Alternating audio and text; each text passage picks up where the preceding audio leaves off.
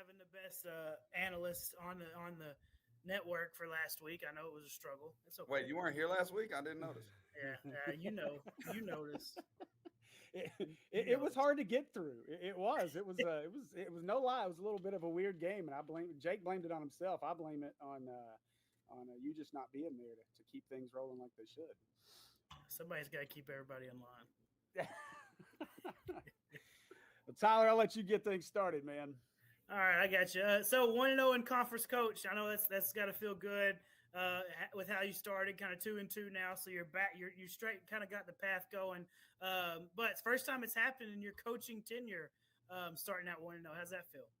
It's good, man. We talk about how important it is every year, and we finally lived it out this year, which is great. I felt like our first couple years we caught Whitehall at a really tough time. They were playing really well, and that was just kind of a weird deal for us to start conference. And last year at BB was just a tough night for us, and so it feels good, to put yourself in that upper half. Here's the deal: like every week, teams.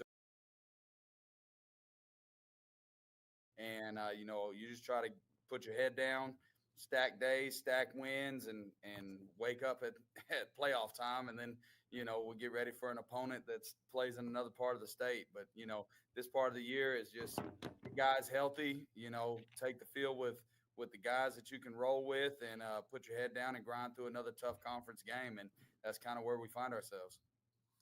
So before we get into too much of it, I do want to say thoughts and prayers are certainly with Nate Brackett. Kid's battled through some injuries really since snap one of the Sylvan Hills game, and then looked to be a pretty tough injury on Friday night. How's Nate? He's doing well, man. He's got surgery scheduled Friday, man. He's a tough kid, man. I just love that kid to death. He has come in and just given everything he has to this program, and his mom and grandma are so supportive, and he's just in tears, and really it's not anything for himself, man. He was like, Coach, did I let the team down? Like, I'm like, heck no, brother. Like, you're good, baby. Like, get healthy and have the best senior year this state's ever seen. And so we're excited. I'm glad they got it scheduled quick so he can get his rehab going, and he'll be fine. Shouldn't have any off-season or basketball hangovers. He should be good to go. And most importantly, he's going to be healthy and ready to play ball one day. So, we're glad that we were able to get him some expedited care. Shouts out to Dylan and the medical staff on hand. I thought they handled things excellently. We stayed in constant communication through the evening. There was never a lapse of communication or anything like that. So big props to our emergency response unit and Dylan and Nate for being a war dog and just being the kind of kid that can handle adversity. 4 games in, and really I feel like we've come through the 4 pretty healthy, all things considered. I know, one of the other, I guess, guys getting banged up. I think Tucker got a little banged up in that ball game. It was funny in pregame. He was telling me, I'm going to catch another personal foul tonight. And then he got kind of taken out on a personal foul, blindside block. So hopefully he's doing well. And I think we saw Jackson go down for a few moments, but he was able to get back up and continue on. But otherwise looked pretty healthy. Yeah, I mean, obviously this part of the year, everybody's got bumps and bruises and, things that they're dealing with. And, we're no different. We don't have magic, fairy dust protecting us every week. So football's a physical sport. You got to have guys that can play through pain and know the difference between injured and hurt. And we do a good job of that around here. Dylan is a huge part of that. He does a great job of getting our guys ready to roll and understanding what they can play through and what's not safe to play through. And we got guys battling through stuff. They're ready to play. So as for the game itself, I said it a minute ago, kind of a weird night. From on our end, Andy decides to hit the power button on the surge protector, even though he swears he didn't, which killed us right after the pregame swarm. And then around 25 combined penalties, I think it was, in the game. Technical issues to officials throwing flags way after plays ended. Seemed there was never really a great flow of that game Friday night. Yeah, the flags are one thing. Obviously, I want to clean up all the pre-snap ones. Flags due to playing aggressive or playing through the whistle, I really don't get mad at. Anything excessive, I can't stand that. But we've really stayed away from the stupid stuff. We haven't had a personal foul penalty or anything like that. We didn't have any excessive celebration, things like that. I wasn't a huge fan of the Isaac Warrior hold. And then obviously the hold they called on Bubba after the intentional grounding, that was a tough one, and then that guy obviously didn't enjoy that. I pointed out how late he called it, and he proceeded to call 4 pass interferences on that drive consecutively. So, officiating is one of those things. Those guys are working hard.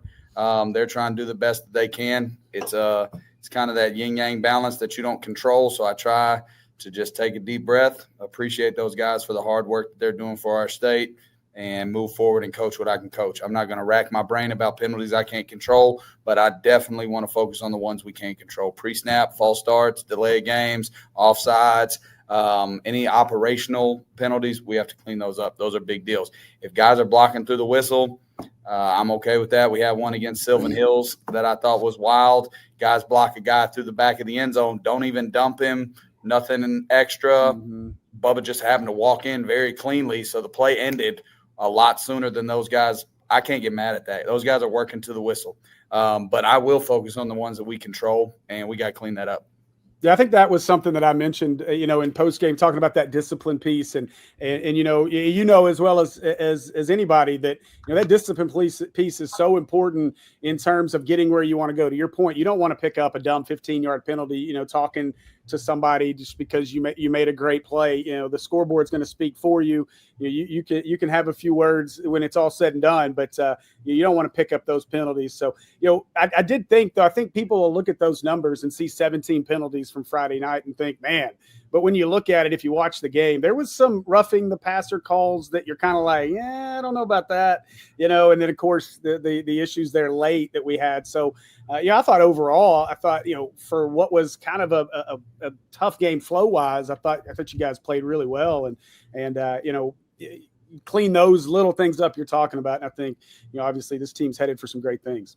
Yeah, I mean, I saw first this year we got flagged for pointing at the scoreboard, which is what we teach the kids to do. So got to take that one out of the coaching lingo anyways, because I told them when guys are mouthing at you, just point at the scoreboard. We got flagged for that. So I got to remove that one too. But, yeah, to your point, I mean, it's just kind of one of those nights.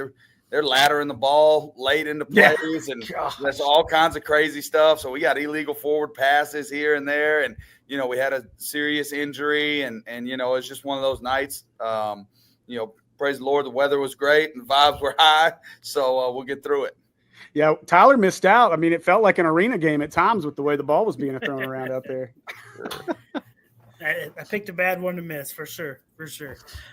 Steve talked about injuries a little bit. Another guy that has been banged up for a while, Jacob Henry, right? But he had 2 touchdowns, a fumble recovery, a pick. He kind of was going back to the Jacob Henry that we know. Didn't get to see him healthy a whole lot last year towards the end of the year, and he's been banged up all year. But seeing him on Friday night looked like he kind of had some of that burst back. What'd you see about him?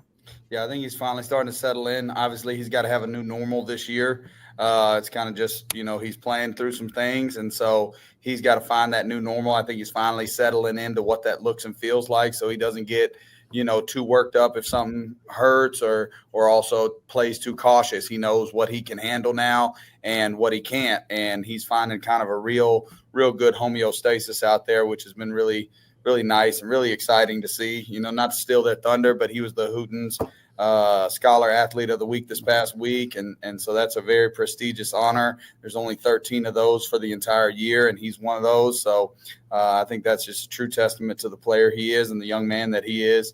And just we're really excited. I'm just glad. The biggest thing, obviously, he's a huge part of what we do. He makes me look like a great coach, but I wanted him to be able to enjoy his senior year. He's going to have a great career at Dartmouth. He's going to do some amazing things in life. But you never get your senior year back. And so every week that he gets, every down that he gets, I'm just excited that he gets that as a memory and I get to experience that. So moving on to week 5, 1-3 Pine Bluff comes to Hornet Stadium this week, but don't let the 1-3 fool you. They've been on a travel circuit, games in Mississippi and Texas, a loss on the road with 5A South contender Camden Fairview. But just like us, 1-0 in Central Conference play with a win over Jacksonville. Talk about this Pine Bluff team. Yeah, I mean, it's a Pine Bluff team under Coach Williams, man. They fly around. They play hard-nosed defense. They got some real stallionaires at receiver, and I think they've got a young quarterback that they trust. Last year was kind of a carousel. This guy's not a finished product by any stretch of the imagination, but you can see it.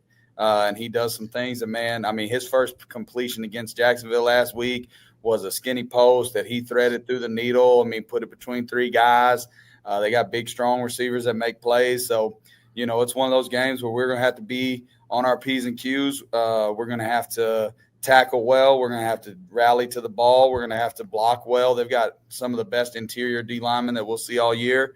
But this game, this is a game is why we schedule Sylvan Hills and Parkview. The athletes that we saw in non-conference, the schemes, the styles that we saw in non-conference prepare us for moments just like this. And like I said a couple weeks ago, not to toot my own horn, but the reason we schedule non-conference the way we do is so that this isn't the first week we play a team like this. Yeah, for sure. And you kind of mentioned it already, talking about their receivers and their quarterback.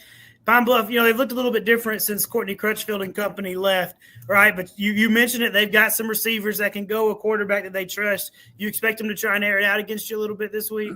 I hope so, because that means we're stuffing the run. So, I think like most people, they want to run the ball. I think everybody, if they can turn and hand it off and do what they need to do, they'd prefer that if you're not PA. But, I think that, if they watch film, they'll see that, we've got Godin on the outside a couple times. And, like the great philosopher Marshawn Lynch said, if you're going to get got, then make sure you don't get got more than the other guy gets got. So for us, it's our job to kind of, dispel that myth and prove that we can hold our own in man coverage on the outside, because we're not going to change who we are. But we're going to try to put our guys in advantageous positions to win. Biggest thing, we got to get them behind the sticks. If we can put them in obvious passing situations, we got some things that we can do to put our guys in great positions. If they're able to keep a good run-pass relationship, makes it a lot harder on those DBs to kind of help off and double team and get depth and all those things if you're worried about run-pass. So big thing, we got stuffed around on the run on the early downs, and then we got to be able to make plays when the ball's in the air. All right, and to kind of keep it along the same theme that you just kind of started there, how do you plan on getting them on defense? It always ends up being the same. It kind of goes, every offense is trying to do the same thing. But what are you thinking real quick offensively this week? Man, for us, we've got to do exactly what I don't want them to be able to do. We've got to keep a really good run-pass relationship. We can't I think we've proven that we can throw the ball around. We've proven that we can run the ball. We have to be able to do both, within a drive. Right now it's kind of like, oh, this is a running drive. This is a passing drive. Like, we need to be able to run it, take a shot, run it. So we need to be able to mix that in really well. O-line's got a big test on their hands, but, they've got a big test trying to deal with our run game. So for us, it's just trying to make sure that we're not, freaked out or spooked by their good run defense, but at the same time, be true to who we are and know that they have to stop our running game. And then when the ball goes in the air, we got to make plays. Talking about that running game real quick before we finish up here, I did, obviously every game's gonna be a little different. Game plan changes depending on what you're going up against. But we've talked all year about the running game, all the way since media days, and how good this backfield is. I thought we started to see a couple weeks ago, what this running game could start to look like against Bologna. But then I thought against BB, you really started to see that build, especially with Marshawn being back. You really had Henry toting it well, looking good. Wiley didn't really get untracked, but he was able to kind of start to get that speed back. But then you get to see Bubba Johnson kind of come in as that closer. And I'm sure him and Jacob can kind of fill that role. But you got two guys there, but Bubba's that guy, been around in the program for a long time, a guy that obviously you trust. But, that's got to be a good feeling as a coaching staff to know that you've got these two horses in Jacob and Marshawn who can really carry the tote the load for you throughout. And then you got a guy like Bubba Johnson, you can trust. He's not going to fumble the football. He's not going to do anything bad late game situation. Great to have him as, quote unquote, a closer there at the end of the game. Man, Bubba Johnson is a fantastic football player. And so having Jacob, Marshawn, and Mo back there during the first three quarters allows us to do a lot of things with Bubba. I mean, you'll see him play wide receiver, tight end, H, running back. Heck, he may take a snap at quarterback. Like, Bubba does so much for us. And then to also be able to rely on him late in games to kind of grind it out, know that he's going to hit the gap he's supposed to hit, know that he's going to protect the football, know that he's going to be hard to tackle. It's all. I'm so proud of him, man. He's battled a lot throughout his career, and as long as I've been here, Bubba Johnson has been a guy that I can go to war with Friday after Friday. All right, gentlemen. Well, that's going to do it for our pregame swarm. I want to say thanks to everybody for joining us. And, Coach, good luck this week. Let's get to 2-0 in conference. Go Hornets. Amen. Go Hornets.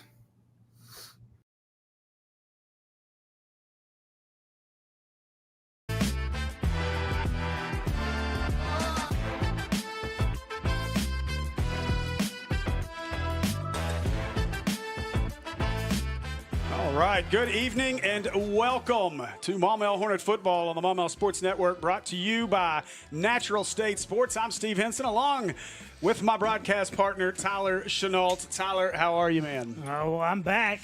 So, I'm a lot better than I was last week about this time. So I'm glad to be here. Glad we're 1-0 in conference, even without my good luck up here in the booth.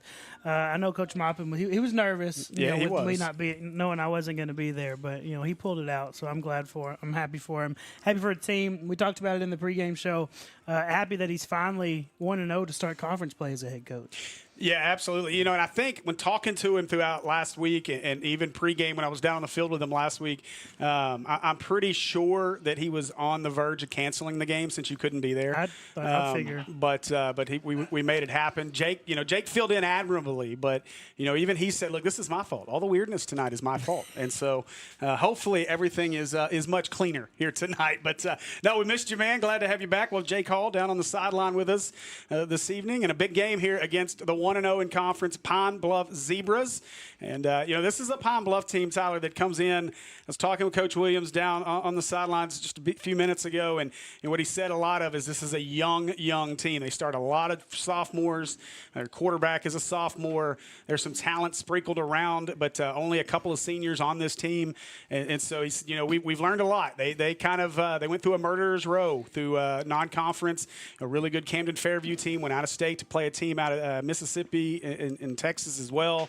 And so they took some lumps, but as he said, they're growing and they're getting there, and he's excited for what he has in the future. But he said, this year's a big learning lesson for this team. Yeah, a young team that's traveled the country now, it seems, for their non-conference games. But a team that's talented. You said that sophomore quarterback, Coach Moppin, says they trust him this year. So it's a guy that the coaches over at Pine Bluff trust to get the job done. They've got some dynamic receivers on the outside, and then some interior guys, defensive line-wise, that are going to make it really hard to run the ball. So it's a team that's going to really give us a test, especially because down on the field talking to Coach Mott pregame, and he was in, I'm sure, better spirits this week than he was last week since he had to talk to you pregame. Yes. But it's fine, Yeah, I get it. I understand kind of the pains. But he said that there's a few injuries, a few guys that are going to be out tonight. Clinty, he's going to be out 1 to 2 weeks. Talk to him. He's in good spirits as a guy like he can be, not being dressed out. But hopefully they get him back pretty quick. Ryan Bills, another interior offensive lineman, is also going to be out this week for just some undisclosed reasons. And then also a little shorthanded at receiver, thigh bruise.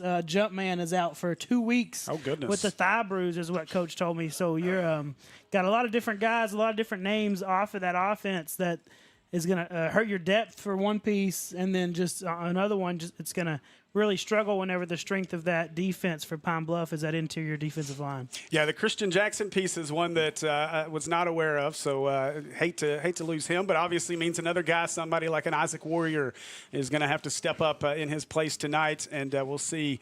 Obviously, Jackson Hampton's still working in, and he had a little scary moment last week, but popped up and continued in the game. Obviously, Nate Brackett as well. We've talked about that with the injury to Brackett early in that ball game. So, knowing those things as we look at the way the game plan would probably lay out, I got to believe that this is going to be one of those games. Obviously, you want to continue to keep Levi comfortable in the passing game, and you're gonna throw it when it's there. But I would expect to see a lot of that three-headed monster in the backfield between Wiley, Bubba Johnson, and Jacob Henry. Henry coming off of a big game last week, 2 touchdowns, as well as on the defensive side, he had an interception and a fumble recovery, several tackles as well. So look for him to continue to have a big, or look look for him to have a big night tonight as well.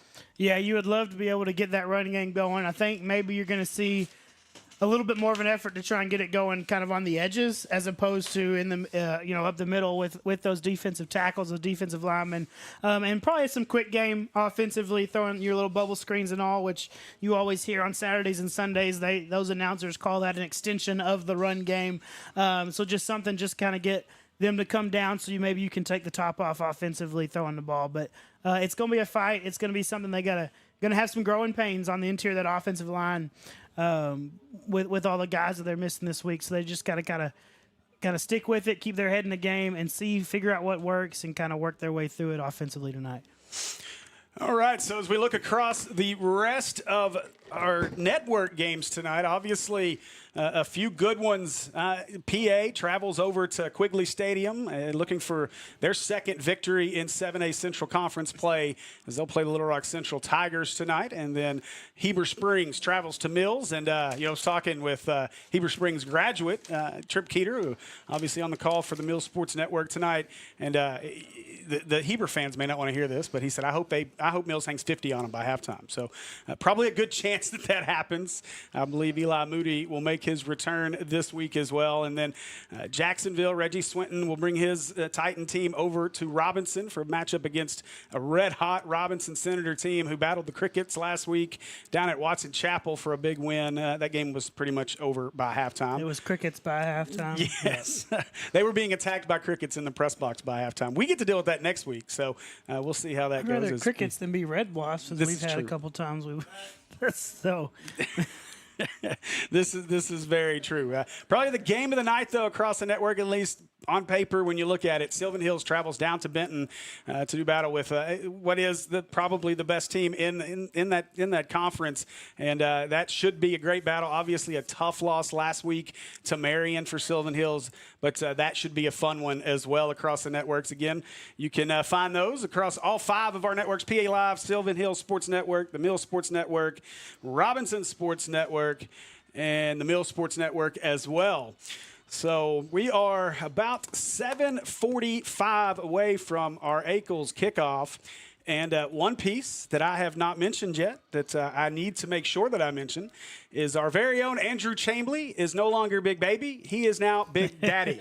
As Andrew Chambley's baby arrived today, I believe Christopher Chambley is the name. So congratulations to Andrew. I texted him earlier, and he said, yeah, life-changing, man. Like, it's like you have no idea yet. You don't know until it happens. But excited for him, obviously, and looking forward, during the bye week, everyone else had a bye. I went down to Dallas along with Kristen and our PA Live crew and did the PA Highland Park game. And then on Saturday, Big Baby hooked us up with some tickets to the SMU TCU game. The only downside to that was the game was at TCU, and we were sitting on the sun in that ball game as we were about as high as you can get in that stadium, but had a great time. Andrew got his first start of the year, played really, really well for SMU, so looking forward to getting to continue to watch him. But once again, congratulations to Big Andrew Chambley, former Hornet, as he welcomes his first child. So you got a game to play tomorrow, the day after becoming a papa? Yes. Yeah, now I didn't ask him if he plans to play tomorrow. I would have, he was banged up to start the year, and then finally drew his first start against TCU. He's played the last couple of weeks. I can't imagine he wants to miss it, but obviously I would assume the coaching staff would be quite understanding of that situation. But we'll see. I'm not sure. I didn't ask him that question. I bet he plays. I bet you that he plays in that one. I don't know that it's one. I don't know who they got or where it's at, but unless it's away and they'd already traveled or something. Yeah, I didn't even look at it to see what their schedule looks like, but all right. As I'm fighting with our roadcaster over here to try to get connected to Bluetooth so that I can. Syracuse is coming to them, so I bet you I wouldn't be surprised if he's out there. It's at home. Yeah, we're going to try to make another trip down there for a home game. It just kind of worked out here this time that they were on the road while we were there, but either way, had a good time. And so, luckily, on the road at TCU wasn't very far away. No. Now, in Dallas traffic terms, it was kind of far away. Time-wise, maybe yes, but actual mileage, it wasn't too bad. As our captains make their way out onto the field, it'll be 0, 1, 2, 3. Yeah, it'll be Marshawn Wiley, Jonathan Williams, Caden Brooks, and Muhammad Kutoff as our captains. And the captains for the Zebras are on these rosters somewhere. There we go. That's so much easier whenever you just go 0 through 3. You don't have to search or anything. Looks like Ferbia Allen, number 67. Number 31, David Summons. 17. Is it 17 or 77? 17 and 29. Okay. That'll be Jamari Willis and Kenneth Cole are the captains for Pine Bluff. As we're going to pay attention this time to the coin toss. Hey, Andy, pull that intro graphic down. Yeah, Andy. Appreciate you, sir. How you like this setup better? This we can still see, but we can see everything over here. We got 17 different devices right here. I don't know what else is going on, but they're not in front of us. Well, so I brought this. I brought the MacBook as normal for just to have if we need rosters up there, whatever. But because the school Wi-Fi doesn't let us access YouTube live, I brought the iPad so that we can keep an eye on some of the other games. Now I got to figure out what my son did to my iPad. He was just watching YouTube shorts. Yes, he was. I said I was going to pay attention. Nah, they hadn't made the decision yet. We're good. So it looks like Maumelle has won the toss and deferred, as you would expect. So it'll be Zebra football to get things started. And Tyler, we're going to see the defense out on the field first after this Ackles kickoff. Oh, yeah, and it's a defense. Coach Moppin said he figures Pine Bluff's going to try and establish the run, but that's nearly every single offensive coach ever is they want to establish the run. Now, there are a few of those guys that they're going to establish the pass, then run the ball, but most of them want to establish the run. But really, their best players are their two kids on the outside. So if you would expect they're going to try and hurt you in the air, and if they can hurt you, that's where it's going to happen. So we'll just kind of see kind of what they're thinking, what their game plan is going to be tonight. We get a good chance to see them on offense. See if our defense can set the tone. Going to be thin on the defensive line with the injuries that we've got with the guys that are out.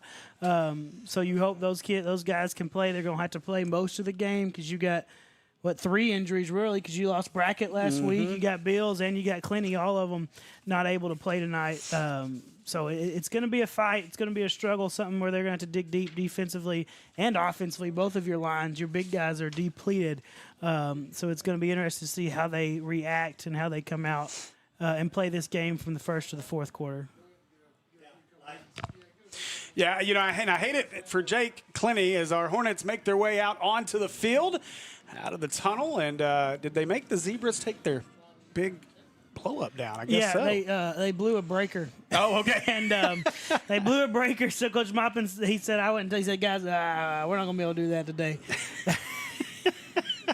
I did not realize that, but that's kind of funny. So that was another conversation. Coach Moppin pregame, he was doing the pregame warm-ups with the linebackers. He was doing linebacker drills because he had to send a coach off to help them with power for their sideline. So he was a position coach today as well in pregame. And I was excited to get to see Coach Williams down there. I really like what Coach Williams has done with this Pine Bluff squad. It's, been – obviously, they were down for a good while, and then were able, went out and had the Courtney Crutchfield and Austin Dindy days, and things were really rolling. And now kind of a transition with this younger group. But it was funny this week. I texted Coach Williams a couple times for the roster, and I had a read receipt, but I never got a response. And then this morning I wake up from a text message from another Michael Williams, and he has 2 numbers that I have. One his actual work phone and one his personal phone.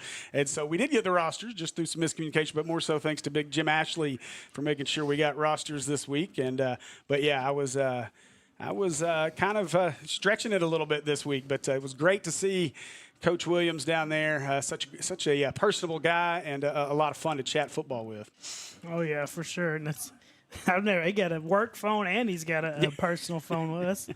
I need to get a job where I'm that important. Right. But, but Yeah, it's a pretty big deal down there.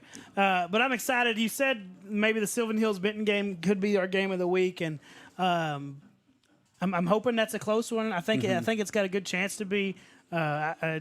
If I had a pick, I would unfortunately pick Benton.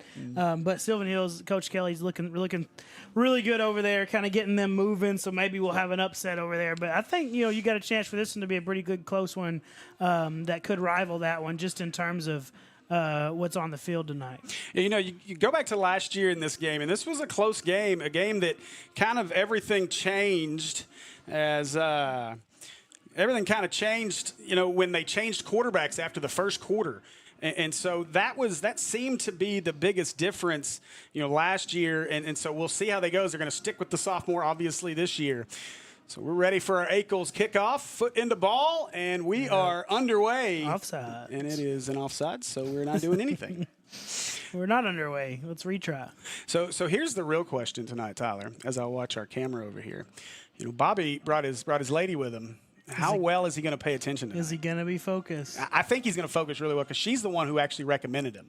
Okay. So she works over at Unique Furniture, and I was actually buying a table for a Wise Guys game, and she said, "What are you going to do with this table?" And I explained to her, and she said, well, "My boyfriend likes to run camera." And I said, well, we need camera operators. So that's actually where that connection came from. So excited to have Angela in the building with us tonight as well. All right, we'll try this Ackles kickoff again. And foot on ball, and now we're ready for football. Returnable from the 23. Across the 30, 40, and going to be brought down out near the 45-yard line, and that's where the Zebras will start their first possession of the evening.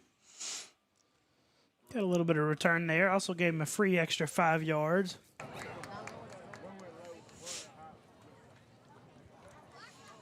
So 1st and 10, we'll see the sophomore quarterback take the field. You were talking about guys out on the edges. That's where a lot of their talent is. That's what Coach Williams was talking about. He's got a couple of receivers that he's really excited about. And so those are guys that we'll want to pay attention to here in this one as well. Yeah, 3 and 11. 3's in the slot right now, and 11's down here at the bottom of the screen. Ooh. So they'll hand this one away. Room over the left side. Jacob Henry in there on the tackle along with Jonathan Williams as they yank down Tedrick Pridgeon on the carry. It'll be 2nd down after a gain of about 4 on the play. Yeah, more of a gain than I expected from initially. It kind of looked like they had it bottled up, then they was able to bounce outside, kind of lost contain on the edge, able to get a few yards off that one. I want to say thanks to King Jeff Joe 226 on YouTube, says his favorite commentator. So, hey, somebody likes us. Can't blame them. And this one, read option kept by the quarterback and room to run down the sideline and finally pushed out of bounds by Jacob Henry. Well, that'll be an Acre Pharmacy 1st down for the Zebras. Really good patience right there by the quarterback. He started to look like, Taylor Green back in our first 2 games of Arkansas whenever we were playing teams that weren't as good, holding it and staying in there a little bit longer and making the defense make a decision. The late pull right there for a big gain. Good patience right there by the quarterback and a sophomore at that. And Morrow's a guy, you started to see his name popping up as we got into before the season started. Morrow, this time he will hand it away. Pridgeon hammered as he hits the line. No gain on the play. 2nd down. Yeah, nothing on that one. That's really what that first one looked like, too, from the first play, and it just able to bounce it outside. But we'll just see kind of what this offensive line can do. If they keep running the ball like they did those first 2 plays, we ain't going to see those receivers do a whole lot all game if they don't have to.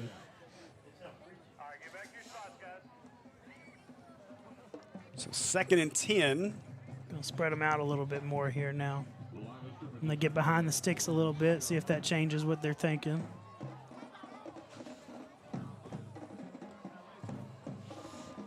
So Morrow, shotgun snap, rolls to his right, being chased by Harris, and had a man, just left it short, but there is a penalty flag on the field. I think it can get a hold. I think Jordan Harris got held on that one as he's trying to get out there. I don't know, man, if you want to roll out the quarterback, I don't know that you want to roll out the quarterback to 11 side. Yeah, no. Although pick your poison, because it's not much better going the other way. Listen, yeah, we talked about Jordan Harris, but Patrick Ward, he's shown that he could be a very formidable pass rusher on the other edge. So maybe just stay away from getting outside if you really can. So after the PI roofing penalty, it is 2nd down and 20 for the Zebras. It's Morrow again rolling to his right. Throws this one nearly picked off. I'm surprised Jacob. That was Jacob that came in and get it. And J. Will, I think, was the one that was underneath it. I'm surprised that wasn't picked off, Steve's, because that's the exact same play they ran the play before. It at least looked exactly the same, and it was thrown to the exact same guy running the exact same route. And a guy that's going to Dartmouth playing safety, he's going to figure that out pretty quick. So 3rd down and 10. Let's make some substitutions. And let's see if they get this off. Under 10 on the play clock. Better get lined up. Spreading it out, emptying it out. I got to hurry as Morrow looks at the coaches. Now turns back around, gets it off. Morrow wants to go deep, gets hit on the throw. A good throw and good coverage. Well, is that Bubba? It is. That's Bubba running step for step with that guy. That's a good play defensively by Bubba. In great position, didn't freak out. You know, a lot of times whenever you know that ball's coming as a defensive back, and Bubba's not even really a defensive back as much as anything else, but a lot of times they start to freak out and they just kind of start grabbing, but he knew he was in good position. He got his head around, and he's close to picking it off. The receiver ended up playing defensive back on that one. Yeah, you're right. Great job by Bubba there. That was a great ball by Morrow. He put it right on the money, but just a great play defensively by Bubba. Now punt team on the field. So big chunk play by the Pine Bluff offense, and the defense stiffens up. No pressure on the punt, straight up, as this one's going to hit at the 19, but take a zebra roll. He about touched and it'll be down at the 11, and that's where the Hornets will start on offense. So let's go down and let's test this now. The 3rd member of our crew, Jake Hall, down on the sidelines. Jake, you got us. Yeah. Hey guys. Hey. Yeah. I'm here. I'm excited to be down here, guys. I'm really excited to see this first drive of the offense. We were talking to Coach Moffin before the game started, and he was saying one of the best groups for the Zebras was their defensive line. They've got some really tough interior guys on the defensive line, so I'm excited to see this matchup between the offensive line and defensive line. All right, appreciate it, Jake. We'll talk to you more here in just a bit. Jake Hall as the first play of the game. A pass to Jackson Hampton caught, but only about a 2-yard gain on the play. And bring up 2nd down and 8 for the Hornets. And we're going to see kind of who's gonna step up out there. Like you see Marshawn Wiley's out there playing receiver. Don't see him out there too often at receiver, but whenever you're a little bit thinner, guys kind of just got to go where they have to go. And Wiley looks just as small over there. Over the middle again. This time Hampton makes the catch, breaks a tackle. Out across the 30, 35 as he muscles his way all the way out to the 40 and still churning. Finally going to be pulled down the mark at the 44, and Acre Pharmacy 1st down for the Hornets. That's a guy that you think has a chance to have a pretty good game. I mean, you're just looking out there, look at the height difference in him and both of the corners, any of the defensive backs really. Like, he's going to have a size advantage all game, and then the physicality of the run after that catch right there, it didn't look like anybody really wanted to take him down. So a big play by Jackson to get started. So 1st and 10 Hornets, and it's been 2 passes to start this one. Let's see if they settle into the running game here. Warrior, they'll put Bubba Johnson in motion. Hands it away, and Henry met in the backfield and dumped. And there's that defensive line Coach Maupin was talking about. Yeah, that's 52 right there. One of their interior guys, Emmanuel Hudson, a senior interior defensive lineman. You're going to get hands on those. You got him in there, and then the other one looks like 55, Braylon Bennett, a junior. 2 pretty, good-sized guys in there, big, thick guys that are going to give you troubles whenever you're trying to run up the middle. So 2nd down, and looks to be about, call it 12 and a half. This Warrior gets the offense set. And this time they'll go. Nope, Warrior keeps it on the read. Probably the wrong read, as Pine Bluff was ready for that one. Does get about 4 on the play, and it'll bring up a 3rd down and 9. I don't know. I don't think it was a terrible read. If we had a little bit more blocking on the edge out there, corner came up, corner or safety, whoever they had down, walked down, got off his block pretty quick, and Levi didn't have anything else to do. Just over 4 minutes into the ball game down in Benton. Benton leads at 7-0. Sylvan Hills' first possession of the night. Wiley, your motion man on this play. Warrior drops. Looking for Hampton, just wide of the target. And that'll bring up a 4th down. And that's right there. I think if Jackson catches that, he's only 2 yards from the first down. Without he runs the ball after the catch, I think that was going to be a pretty easy first down if he's able to bring that one in. Yeah, it looked like maybe a little miscommunication. Jackson turned kind of into the field, and Levi threw that towards the sideline. Yeah, you don't know exactly how they coach that up because it's just different offensives coach different things. You're going to break in, you're going to break out, but definitely looked like Levi was expecting him to break outside, but he did break inside, like you said, so that's all the difference. Oh, tough snap as Warrior picks it up. Now he's got to figure something out, and now he's going to throw and had a man. It wouldn't have been a first down if they completed it, and so tough special teams play will be a turnover on downs. Palm Bluff, good field position here on their second possession. I'll give it to Levi right there. He at least tried to make something out of it. He didn't Michigan it and try and kick it with 3 guys in his face without seeing if they were there first. That's the only thing that was going through my mind. Is he picked that up and he had 3 zebras running after him. Palm Bluff zebras, that is, not the refs. I was just thinking Michigan, Michigan State, Michigan, Michigan State. Is he going to do it? And he actually had enough wherewithal to try and get rid of it and had a guy that was open, just shortened a little bit. So the Palm Bluff offense back on the field.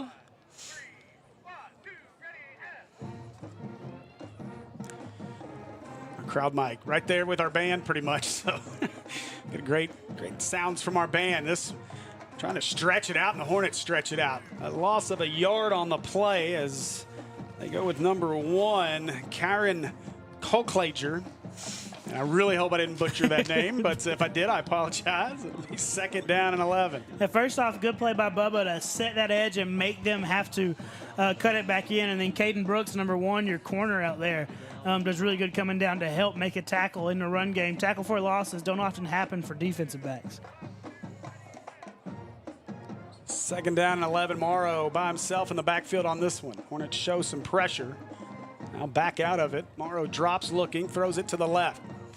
Caught and going to be wrapped up and taken down at around the 38-yard line, as that was number 3, Dedrick Dunn. Yeah, that's one of those where Palm Bluff sees you're giving us a lot of room out there on the wide side of the field. We're going to throw it just to make up some of those lost plays and make it a much more 3rd and manageable than what it would have been.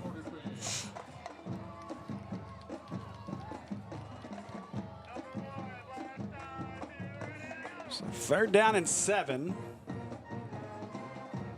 6 minutes to go here in our first quarter of play. They take their time to get that play in. This one's closer than the rest. I think he's going to call a timeout. Yep. And I wonder if it's a thing with a younger guy, because it's like there's a lot of coaches over there that are doing a lot of different things, and it's like it looks like one coach is talking to one position group, one coach is talking to another, and there's just a lot going on right there for a young quarterback or any quarterback in high school to try and decipher. And it looks like they're just doing a lot for him to try and figure out, and it's taking longer than it has to. You know, I looked at that, said something at kickoff. It almost has the benefit game type feel. The coaches are all together, There's about a yard or 2 out on the field on every play. And so timeout here in Ackles, Carpet One Flooring and Home timeout. That's a mouthful. And say thanks to our friends at Ackles for being a sponsor. Go see them as 3 locations around Central Arkansas, including one right down on Maumelle Boulevard. We appreciate them for the support. And speaking of, Razorback football, with all those coaches, looks like a John Gruden play call out there with all the different motions and everything that they're doing. For everybody that's calling for Gruden to be the next coach, I don't know that I'm on that train, but. And if it is going to, I'll just say, if it's going to be Gruden, make it now. Just get it over with. So he's not got another coaching job. I'm sure he can be on staff and still do Barstool for a few months. Morrow escapes the pressure. Now looking to get a first down. Cuts back into the field. Oh, that's a helmet, not a ball. And he's going to be about a yard shy of the first down. That's Morrow's helmet. I don't know why he cut back. I thought he had the first down if he just kept running outside right there. But he cuts back and he pays for it.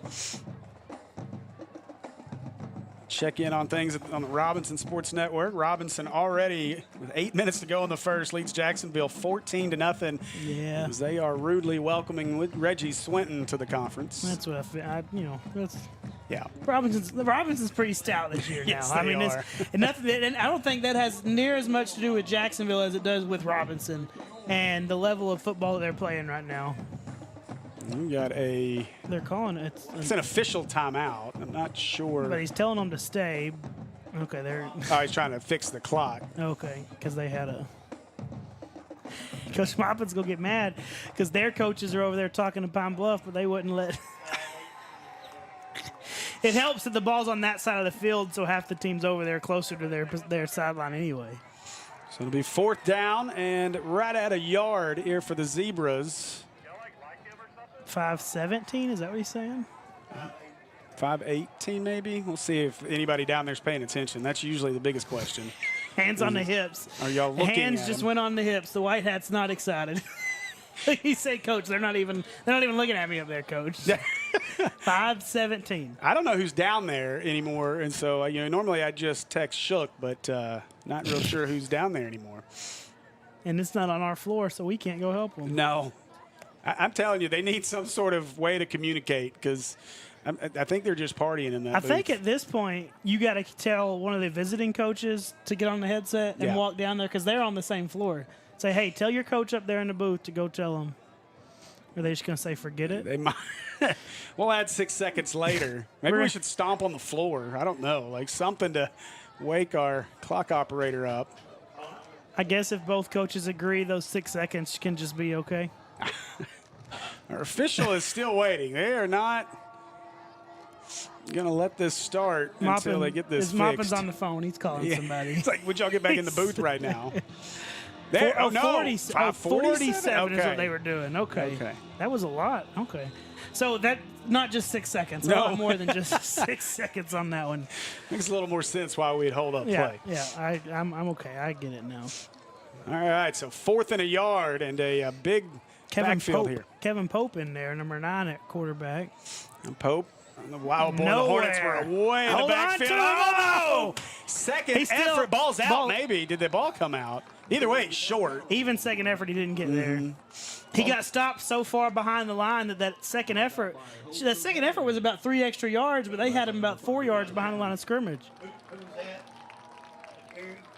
Pope. No, 9. They had 9 at quarterback, Pope.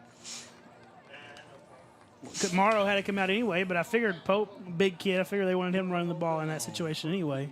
Davian Jordan actually came out of there with the football, and then he kind of tossed it to the turf, and the official looked at him and said, come get that ball. Made Jordan come back over and pick up the football and hand it to him. I ain't going to pick that up, young man. You hear more and more coaches nowadays. I heard one coach, I don't know, last week or week before last, they were talking about, and it was like college or something. Well, I wish he had handed the ref the ball after that touchdown, and then... Some Warrior, Jacob Henry in the backfield. Warrior looks to throw. Pressure coming, just pitches it ahead to Henry, and that'll be an incomplete pass. I don't think Henry expected that one. No, I don't think anyone expected that one. It looked like they were looking. It looked like he was looking down here. Bubba was kind of running a seam route, but he wasn't running it. It didn't seem full speed. It's like they're trying to set something up maybe for Jackson to come up underneath him or something. I don't know exactly. But it didn't work out. Levi just tried to get rid of it, and just all looked a little messed up there from the start. He stopped the press as PA is kicking a football right now. Whoa. 22-0. Yeah. They've got 8 minutes to go in the first, and it's 22-0. Make it 23-0. 23. Okay, that was extra. Warrior. Man, that one well behind Bubba Johnson and to bring up 3rd down. Yeah, that one just wasn't a good spot. He had Bubba, and Bubba, I don't know that he was going to get a substantial amount of yards, but if that one's on target right there, he's at least going to get 3 or 4, I figure, make it much more manageable on 3rd down, which is always what you're hoping for. 3rd and 10s are a lot less likely to convert than 3rd and 5, 3rd and 4. And a little surprised here early that we're throwing it as much as we are. But then again, a couple times we tried to run it there on that first possession. Palm Bluff found their way in the backfield. So 3rd down. It's Warrior low snap, fakes it. Henry picks up the rusher. Now Warrior trying to find room in the pocket. Escapes outside looking, wants to throw it deep into coverage. Oh, Jackson Hampton, what a catch. He went up and picked it away from 4 zebras. 1st down, Hornets. You know what Levi said? He said, I see all those white jerseys down there, but guess what? 8's down there as well, and I'm going to expect my guy is better than your guy, and I'm just going to throw it up. I thought he was going to try to, Wiley was leaking out. I don't know that Warrior had enough arm to get it to Wiley. That's where I thought he was going to try to go, and then Hampton just elevates to bring that one in. And now you got quads out here. With Wiley a little bit off, they're just going to try and toss it out there to Wiley. They got numbers, except for that safety. Warrior pump fake, wants to go deep, throw it, wants Hampton, and that one moved too much on it. Holding. Yeah, we're going to get a PI roofing penalty. I think that's what they're going to call. I don't really know that there was holding right there for Palm Bluff. DeAndre Trotter's, he's at corner right there, and Jackson gives a little double move, and it looks like he just kind of got his hands on him. I don't know if he grabbed him, but you're going to get the penalty, and I have no issue with that at all. I just think he might not be too excited about it. Hey, after last week, 17 penalties, some of them maybe a bit on the questionable side. We'll take any penalty we can get against the opposition here tonight. That's Mobbin said. Hopefully, maybe I can get some calls that go our way tonight, because unfortunately, from what Steve was saying, it wasn't really going our way last week. It was not. Last week. There was some moments in that ball game that were interesting, but as Jake Hall says, got mossed. But that's just what Steve said. Steve's the one. He loves to complain about the refs. Hey, I try not to as much anymore. Will. So 1st and 10, Hornets. Wiley, your motion man. They'll go to Wiley. Wiley gets touched but finds a hole out across the 25 to the 24-yard line. That'll bring up a 2nd down and about 5. A whole lot of movement all going on there pre-snap, kind of get the defensive eyes everywhere, and then however they drew that up a little bit, it kind of let the defensive tackles, their big 2 strong guys in the middle, kind of get upfield a little bit, and then Wiley just cuts off of where they end up and is able to get good yards on an interior run play. Trip Keeter not getting his way. Heber Springs leads Mills in the first, 7-0. You think Tripp on the inside's a little happy, though? I don't know, maybe. Now Warrior looking. Hampton catches it. Room to run inside the 15, 10, 5, 4, 3, 2, 1. He called him down. Oh, they're going to say he's down at the 1. And it'll be 1st and goal, Hornets, after the Acre Pharmacy 1st down. And they're trying to go fast. Let's get them. We got them on their heels. Let's get down there, 1 yard to go, get our hands in the dirt and run a play before they're ready. 1st and goal. If you get lined up, you're ready. Let's go. All right, snap it. Nobody else is ready. Let's go. That took too long. Yeah, they give it to Henry. Henry looking, and he is stopped short. Got closer. Couldn't get much closer without the ball touching here, but it'll bring up 2nd and goal. Bringing in Davian Jordan. Bringing a little bit more muscle. See Bubba out there as well. Bubba into the backfield now. Is the touchdown sniper out there. He sure does. He's the guy you want on your fantasy team. Yes. He scores 3 touchdowns a game that everybody else got down to the 2-yard line. And this time they'll pitch it. Wiley inside. Give him 6. The Coyotes scores. And the Hornets take the lead 6-0 here with 3:10 to go in our first quarter. Yeah, you love to see it. Big plays from Jackson Hampton right there. 2 big plays. On that screenplay, didn't have time to talk about it, but Palm Bluff about picked that thing off. Their defensive end read that thing quickly, and I feel like the ball went right through his hands. But nonetheless, Jackson Hampton caught it, able to do a whole lot after the catch. And I think if there was replay, he probably scored on that one. But either way, we got 6 on the board. Our kids being kids therapy extra point. I'm blessed trying to wave at the kicker. A little edge pressure. That was it. Kick is up. And it is good. And with 3:10 to go in our first quarter, Hornets lead this one 7-0. Good start. Good start offensively. First possession didn't go exactly how you'd wanted it to. Second possession almost didn't. We thought Levi was going to get sacked. I thought maybe he was just going to try and throw that ball away that Jackson ended up going up and getting. But, made something out of nothing on that play. Let's see if he. No, it may have been that down. left Yeah, knee may have went down quicker than I thought. But either way, it don't matter if he got in right there or not because. Good up there, Andy. And Bubba didn't get that touchdown. Here's it for the seventh time. Andy's still learning, still getting comfortable. There's your touchdown to Wiley. Easiest touchdown pass of the year for Levi. And Jim, you got that right. Touchdown pass, right? All right, there you go. A little pop pass. I could do that if I was a quarterback. So ready for our Ackles kickoff. And this one kicked deep. Line drive kick and still on the turf. Finally picked up at the 10. It was a big block out across the 20. Breaking tackles, room to run. Across the 40, the kicker to beat, and he's drugged down at midfield. And a big return for the Zebras to get things started here. And you got it. I mean, you got 2 or 3 guys right there close to the 20 that just can't get him down. That's something that, kickoff team has not been just wonderful so far this year in terms of coverage. Coach Maupin's not a huge fan of it. He knew he had his kicker back there. His kicker was ready to make a tackle, so I'll give credit there. But just got to make those tackles and you have a chance so they don't start on this side of the 50. Yeah, it was Colclager on the return. It was a little sketchy to start as he let it hit the turf. Had some trouble picking it up, but found a seam, and now the Zebras in business here on what is their 3rd possession of the evening.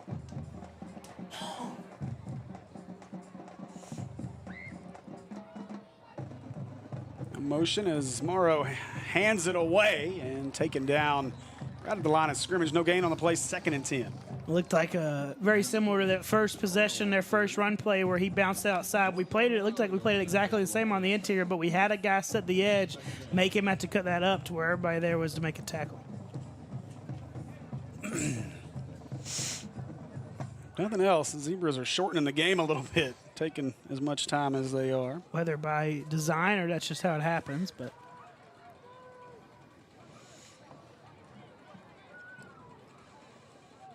They are taking a lot of time. 7 to snap it now.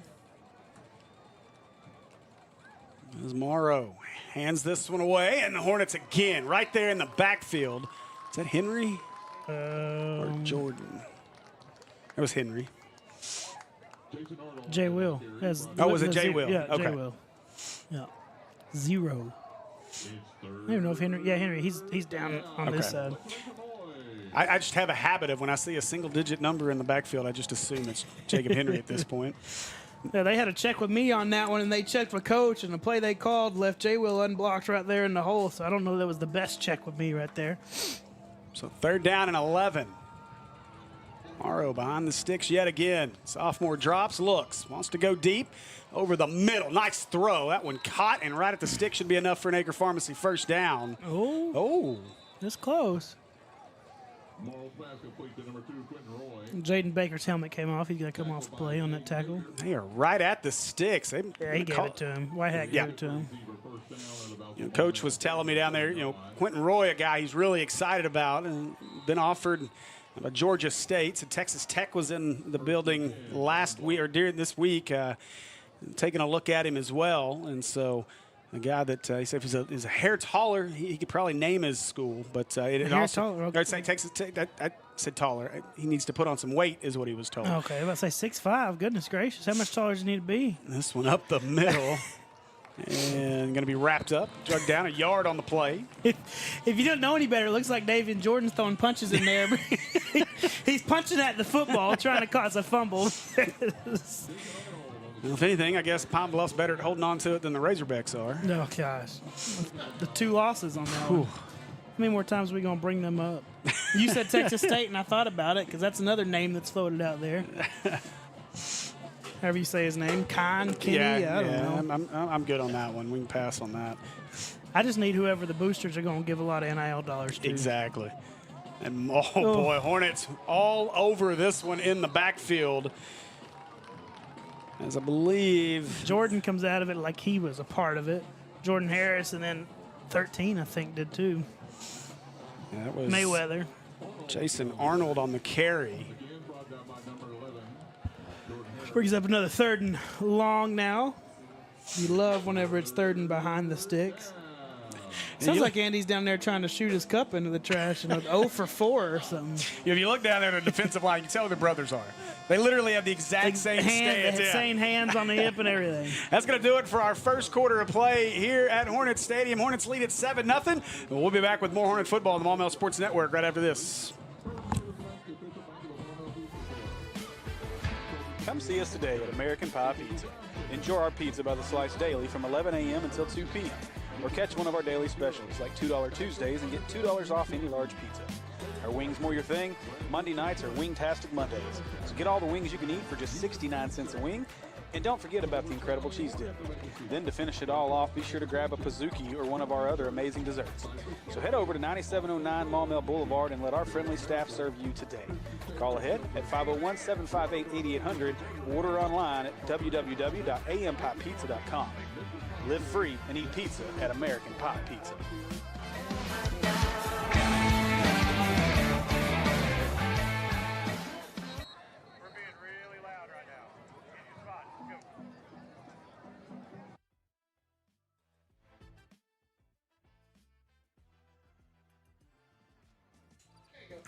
All right, welcome back to Hornet Stadium. I think we're being attacked by crickets. I pushed the wrong button. We got a cricket button? Is it the green one? We have some fun buttons, by the way. I could just wait. We'll play with them at some point. But the Roadcaster Pro 2 is fun. We should have played the cricket button whenever they were trying to get the clock. I know. I forgot it was there until just now. Gosh, Still, I accidentally pushed it. Yeah. Screen. Morrow drops. They want to throw a screen. It's too tall for the receiver. And that one will fall incomplete, and it'll bring up a 4th down. That was very, I don't even know. That was weird. Like he jumped as high as he could just to tip it. And then it was all in slow motion afterwards. Like I think Jacob Henry's the one that brought him down, and that looked like it was in slow motion. If Henry just would have looked up, he'd have had a pick. Yeah, it would have been easy. Tip balls are the most intercepted balls there are. So 4th down, punt team on the field for the Zebras, and once again taking up a lot of time. They're going to have to burn a timeout or take the penalty here with 5 seconds.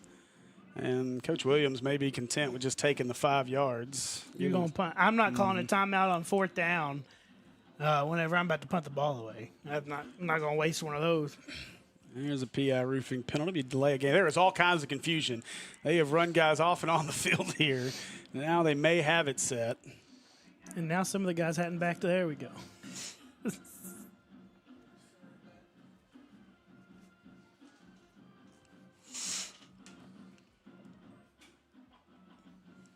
Good snap. Kick is away. That's a good one. And return. Oh, boy, a tough catch made down there. He fair caught it. Yeah. Even if he did catch it, he was going to be there still. But that one got a little hairy. That one was a good one. That one had some height on it and all. Definitely some hang time. Good little punt right there. Still inside, even after the delay of game, inside the 15. Yeah, well, could have been inside the 10, although I would assume Hornets would have let that one go. 10:27 to go down in Benton. Benton has scored again. It's 14-6. That's 10:27 in the first half. Oh, well, still, yeah, let's go. Oh, you got a good ball game. I have a feeling that one will be close for a while. So now Warrior. He'll pitch this one out. Henry looking for space. And space closes quickly as he'll be dumped. Just beat his blockers there. He had 58. Riley Reiser coming around to hopefully pick off that last guy, and just a little bit too quick. And I don't know. It was a little slow developing anyway. So had he been behind him, I don't know that it would have set anything up. But just beat his blocker to the play. You got to think one of the big things. No Jake Clinty. Obviously tonight, and that you've said it before. He's that kind of got that nasty streak. He's the nasty, yep. And so missing that tonight for sure. Now Warrior fakes the handoff and wants to go. He's got him on the wheel route. Henry out ahead. Oh, and a good play as that one knocked away by number 6, Braylon Stigger. Just didn't put enough underneath it. Wheel routes, man, you got to air that thing out, let him run underneath it, because you're hoping that there's going to be a guy trailing, because you're hoping you beat them and you catch them asleep, and they're going to be trying to play catch up. So if you throw it underneath, you're putting it right where they want it to be. You got to throw that thing up, let Jacob run underneath it, because he had him. He had him beat by 3 steps or so. Good shot there, Jackson Hampton. Yeah, Clint, he's that nasty street guy. He's the most offensive lineman that they got out there, and you know it's eating him up just to be sitting there watching. So empty set here as Warrior claps his hands, gets the snap. They wanted a screen. Really slow developing. Henry catches it, but a big loss on the play. And the Hornets, another 4th down here. Good defensive play there by the Zebras. Yeah, it took forever for him to get down there in position for the ball. Levi had a pump fake it once. I don't know if that's because it was covered or if Jacob just wasn't into the spot yet. But Pine Bluff has done really well with these screen passes, reading it, too, from the defensive line position. I know on that first one, Jackson Hampton catches it and gets a lot of yards off of it, but it wasn't because the defensive lineman didn't read it. Jackson just made a really good play. So they're 2 for 2 on reading these screens and getting out there and helping out. That's a good play. I believe that's Kevin Pope. That 9 is all kinds of crinkled up, or that maybe an 8. Warrior, this time a good snap, gets the kick away, but not a good kick. Is that one out of bounds at the 32 or 33? We'll see where they spot it. And once again, Pine Bluff, great field position to start this drive. Yeah, he had guys coming at him pretty quick, and he did everything he could just to get rid of that before he was in too much danger and not able to get much on it. So they had a really good punt, especially in terms of high school punting. And then we had a not very effective possession and not a great punt, so it puts you in a bad spot defensively in terms of field position. The only downside to them going that way is I either get to watch the game on our big nice TV or stand up. So I did think about putting it up. You know, we all talked about it in the group chat. The problem is we'd be like this, trying to look at it. Yeah. I can't get my wife to give me a massage for nothing, so I don't need to do anything else that tears my neck or shoulders up. It's rough going, ain't it? It's terrible. Now Morrow hands this one away, trying to get the corner. Hornets going to pin him in. Jordan Harris there amongst other Hornets, and a big loss on this one will bring up a 2nd down. If you wanted to, you really probably could have got a block in the back right there, too, as he went to go make the tackle. It was just a little soft push, but it was definitely pushed him off of it.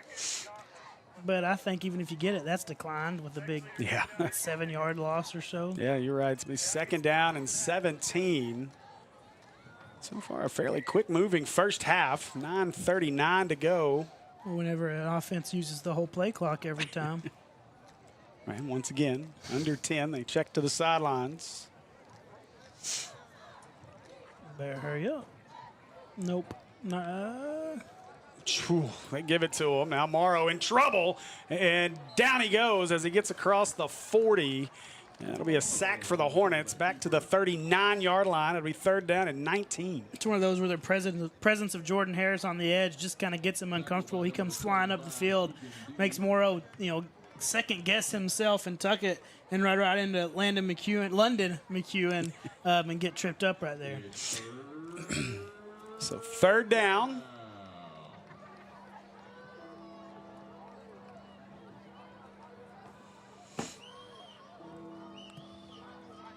Morrow drops, looking, steps up through the pocket.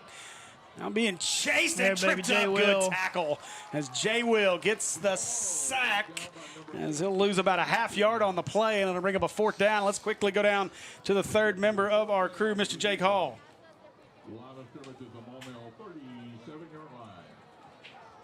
Cool. Yeah, hey, guys. I just wanted to highlight something, I just want to give props to the defensive staff for the Hornets.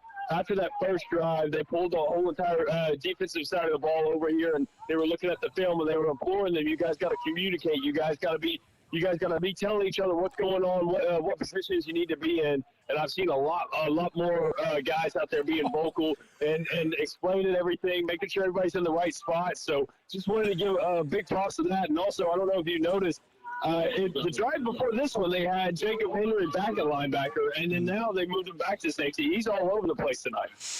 Yeah, good stuff, Jake. As that punt makes its way into the end zone, it'll be a touchback.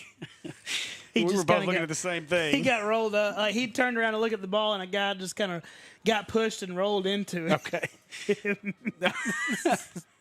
I just saw bodies hitting the turf there as the play was ending. All right, so Hornets back out on the field. Offense needs to get things going. 1st and 10 from the 20. Looking to throw again. Warrior got Hampton. Hampton set down in the zone. Great catch out to the 35-yard line. It'll be an Acre Pharmacy first down. Yeah, good little hole right there. Hampton just running a little stick route, if you will, wherever. And then good timing because they put Bubba on a little out route just to pull that corner to open that hole a little bit more, open that window for Levi. And he lets it fly as soon as Bubba pulls that corner down for a good little spot right there. So 1st and 10 out to the 35-yard line. Hornets going to score here before the break, up 7-0. Golly, they got one guy over 2 in this stack right there. I'm going to come back to that and try and do something with it. Warrior to Henry, and he is met in the middle of the line by big number 55. As Braylon Bennett on the tackle. Got that safety on that with who was it, Bubba and Jackson out here. They were stacked, and you just had the corner over the top. The safety's all the way on the hash. Something you could work with right there. I wonder what that would look like on the wide side of the field if you had the single stack up there, how they would align to it, and if it's going to give you some room. Hornets once again empty. 4 receivers to the far side of the field. This is when they're looking Jackson over here. Warrior scrambling, looking. He's going to keep it across the 40. Oh, he got out of bounds. It's late in. There's our PI roofing penalty flag. Multiple flags fly. That'll be 15 free for the Hornets. That's an easy one. And I told him, just tuck it, man. Go ahead and get you some yards right there, and he's going to get 15 extra on top of it, too. I think you can come out in quads just about every play. Leave Jackson by himself down here. Looks like they're trying to man him up a little bit. Man, just let him go to work. Yeah, they're going to pay for that. I think Jackson's already relishing the opportunity. We've seen him make a couple of big-time plays. As our flags are being returned to the proper personnel here. And it'll be a personal foul on the defense. So 15 yards added to the end of the run. That'll end up being a first down. You could see that one coming as the play was developing. You saw that linebacker. He wasn't slowing down. He was going to hit him whether he was inbounds or out of bounds. And it wasn't super late, but it was definitely late. It's definitely in the white. And it wasn't even really a hard hit. It just, again, obviously out of bounds, number 1. But you got a lot of players and personnel around that sideline. You got to be careful. Look at how different this looks down here with the 2 receiver stack. There's 3 guys over 2 now instead of 1. They're showing pressure, though. Johnson will motion in. They'll hand it away. Henry room across the 40. We've got a PI roofing penalty. We're going to have a hold, bring this one back. Well, he jumped inside right there. That's Kevin Pope, number 9. He was your outside linebacker, edge rusher type guy, and he's asking for a flag, and the ref's telling him there's 2 flags right there, big man. He's pointing. He's like, it's right there. And he's told, what do you mean?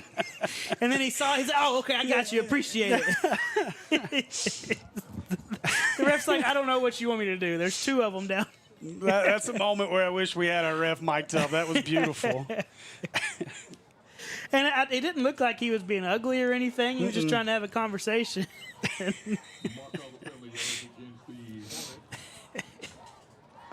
And most refs don't mind if you come up and you're level and you just say, hey, man, did you not see this? Or were you watching this? Or watch this next time? They'll be like, all right, I got you. Now, whether they actually watch, I don't know. So 1st and 20 now for the Hornets as they move Henry to the left. Now looking, Wiley dropped it. They had some blockers set up over there. Yeah, Jacob got him one. Yeah, number 20, Kendall Greenwood was not happy about that pancake he took from Jacob. If you don't like it, do something about it during the play. Don't let it happen. 2nd down and 20. This has a feel, Tyler, that the pass is going to have to set up the run here tonight. It's Pine Bluff all over the running game so far. So Warrior drops, looking to throw again. Steps up into the pocket, throwing. Jackson, a little high for Hampton. That'll bring up a 3rd down and 20. And he had him in a pretty good spot, just not a great ball. He kind of got happy feet right there. In reality, he had a fairly good pocket once he stepped up into it right there. He just felt the pressure coming from different angles, and he let go of it with his feet not quite set, and it sailed on him. So. Yeah, that's the thing. So far, here early in this one and throughout the year so far, Levi, that accuracy has been in question at times. You've obviously seen the growth from sophomore year to junior year. That's that piece. If he continues to make that step, this is a kid that a lot of folks should be looking at by his senior year. Yeah, these are ones. It's just all coming back to mechanics at this point, making sure he's got his feet where they need to be. If he had his feet set right there, I think he's going to put the ball in a good spot. Whistles are going to stop this one. Delay game. And another PI roofing penalty. So after 17 penalties last week. Are they? Yeah, delay. Pine Bluff's running like they call the timeouts. Run it. Yeah, run the you play. Ain't gotta go. wait on. Yep. They got to blow the whistle. He's White Hat's waiting on. They him. do. Well, why did were you we waiting? stop the play? Why would you not let him run it? Oh boy! And now Bertram's going to catch a personal foul. He's out on the field. Unsportsmanlike, yeah. Our White Hat threw that with authority. Just a warning. Okay, just a sideline warning. But it happens again, he's going to be done. But why? The question is, Bertram, I understand, right? They shouldn't have walked off. But why were you waiting? Why could we not have a ready for play whistle? Why were you watching for the defense to come out whenever they were not aware of the situation? So 3rd down and 20. See the Hornets try to get about half of this at least. Give themselves a chance if they want to try to go for it on 4th. The defense has played well, though. Warrior drops, throws. Got Henry. Henry across midfield and going to be tripped up as he gets inside. I guess 7 of it. Yeah. Might as well go for it now. Yeah, and I mean, it's been a bit of an adventure in the punting game. Bad snap, and Warrior had to throw it, and then not a great punt on the next one. They are going to punt this. He can get a good snap, and he can get another. Last one was, about a 30-yarder from where he was standing? Your defense has played really well so far here through the first half. Just give them room to work, I guess. That's a much better one. Going to be returnable, though, from the 17. Across the 20, tripped up out of bounds. Good job as Jay Will just got enough of the shoelaces. He stumbled for about 3 extra yards, but he got him down. Just give you're right. The defense has played well. Don't put them in a bad spot when you don't have to going through it for it on 4th and 14. Give them some room to work and hopefully get your offense back something with few minutes left and some good field position. So 1st and 10, and yeah, I mean that's Pine Bluff's really had great field position all night long. This is their worst field position so far. And so really, probably the smart decision to punt that one away. I don't care what defensive coach making those decisions. Exactly. I don't care what Kevin or Mark Kelly say. Both Kellys nowadays. Yep. Speaking of, Sylvan Hills just scored 14-12 as pending an extra point. Gonna go for 2, tied up. Just kind of glancing at it from time to time, and it does look like Benton's having some issues with the pace and speed that Sylvan Hills wants to play at right now. Gives people fits for sure. All right, so Morrow, it's a smaller running back there. As they give it away, and nothing doing on this play. No gain on it. It'll be 2nd and 10. That first play, that 3rd play of their first possession, where Morrow showed a lot of patience on pulling the ball or not that time. Looks like it's coming back. That patience is a little bit too patient right now. We've almost had 2 potential fumbles on that mesh point with him not making a decision quick enough. I don't know. They say that running back out there, Jason Arnold, is 5'8", but our quarterback's 6 foot. I guess that's close. I mean, he's probably taller than than Coyote. Yeah, Morrow looking, and now in trouble, and just goes down. Another sack for the Hornets all the way back at the 15. They're going to mark him at the 16-yard line. They were looking for Dedrick Dunn, number 3, down here. He was kind of he's kind of coming from a slot, running a little bit of a streak out there, but Jacob Henry read it really well. He had a small window if Morrow trusted himself early there, but it would have been a tough one with Jacob coming over. And then by the time he decided he was comfortable throwing it, it was too late, and you had that safety coverage over the top. So 3rd down and 20. So they need the 34 for a first down. 3rd and 18. It's definitely not 20, yeah. And now Delay PI of roofing game. penalty, a delay of game penalty. Now here. it's 20+. I'm calling it 3rd and 23. So can Coach Maupin bring the defense over and talk to him real quick, and the white hat will hold until they get back to the ball? I'd at least try it. He brought his edge rushers over there. I'm sure he told them watch out for screen real quick. I mean, that's screen. It's not going to be a draw unless your quarterback draw it, but I ain't going to get – don't figure it'll get you your 23. Clock rolling at 4:25. Morrow drops, looking. He's going to launch it, throwing deep, double coverage. Got a man out there. Oh, good job. That one falls incomplete. Great coverage there by number 14, Jaden Baker. Yeah, no, they're going to call roughing the passer. Are you kidding me? Jaden Baker defending on the play for the Hornets. Flag down on the play. Oh, he did take a shot. I don't know if I'd call it No, he roughing. took a It was right shot, at the but throw. it wasn't. Mark all the penalty yards against the Hornets for roughing the passer. So that'll be a first down. Which we've learned. Yep. For the Zebras, that's a tough one. Oh,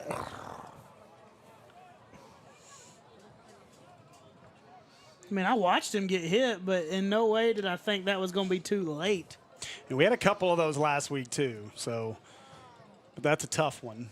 I mean, it wasn't even a half a step before he hit him. He was right on the throw. I mean, it's a tough one. No, he caught him right in the chest. It was it's a great hit. Do you have Everything head about and it was neck perfect. contact in high school anyway? Is that even a thing? No, but I would assume though that I think it's still a thing on the quarterback. I have to clarify that. It's not the roughing the passer in the NFL where you touch the back of his head Yeah. and it's a penalty. Looked like a busted play. Morrow turned. Arnold wasn't there, but Morrow does a good job to get something out of that and bring up a second down and manageable here for the Zebras. Getting some interior defensive linemen back in there after that. They better get set. They're moving pretty quick. Jalen just taking a stroll. I'd say they're not going to move quick. They may get to the line quick, but I can't imagine they snap it quick. Second down, Zebra. It'll be 2nd down and 4. Morrow rolling right. That's a hold. There it is. PI roofing penalty comes out. It don't Receiver matter. made some It's coming space. back, Jacob. It's Let coming him back. run as that'll be a touchdown that's coming back for the Zebras. As Harris was on a beeline from It's Morrow coming and got back, held. fellas. Let them all run down there and get tired. Somebody better tell them. That's how I thought that receiver who just found out the penalty call and hit the turf down there at the 9. I thought he got away with a little offensive pass interference on Jacob. Definitely. I looked to it late, but he was definitely stumbling like something happened. Yeah, he had good coverage. There was He just kind of flicked his arm off of him. Yeah, he didn't push or anything. He just threw that arm off to kind of get rid of him. Hey, let's quickly go down to Jake Hall for a moment. I think he's got something for us down there. Yeah, hey guys. You guys were talking about fantasy football. I'm telling you right now, Jackson Hampton, he's about to go off tonight. I told him before the game. I was calling my shot. I said 6 for 135. He's on his way for sure. He's had I don't know how many catches he has tonight. He has at least 5 or 6 already, and he seems like he's gonna be the main target for the receiving corps for the Hornets tonight.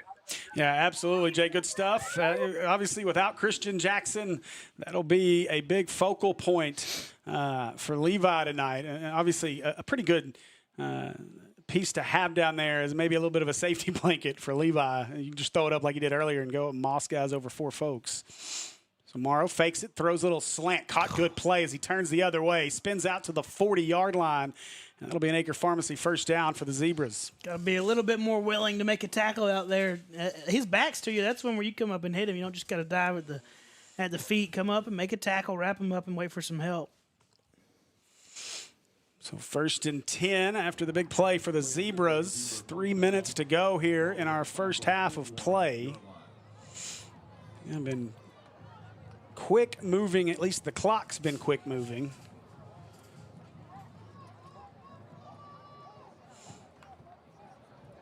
Now Morrow hands it away up the middle, and again the Hornets stack him up. Maybe a yard on the play, and bring up 2nd and 9. Yeah, Davian Jordan coming down and filling the hole right there, and then Jalen Harris helped him get him down. But that's what, I mean, you can close those running lanes up like that. It makes it real difficult on offense where all they know they can do is throw it. So 2nd down and 9. Morrow rolling right. Harris chasing him. Here comes the Sandman as they dump him. Helmet Pass came will be off again. incomplete. Morrow needs a better chin strap. That's a young man that is getting beat up tonight so far. Yeah, he's going to have dreams about the Sandman, or nightmares about the Sandman tonight. And Jordan, he's coming underneath that tackle. That tackle's getting out in position where he's supposed to get on those rollouts. He's coming underneath that tackle, and then he's getting down flat down the line and just chasing him down, just throwing off the athleticism. I do want to say thanks to the Pine Bluff fans that are watching as well. I'm sure there's a few. I see a couple of comments in there, so appreciate you guys.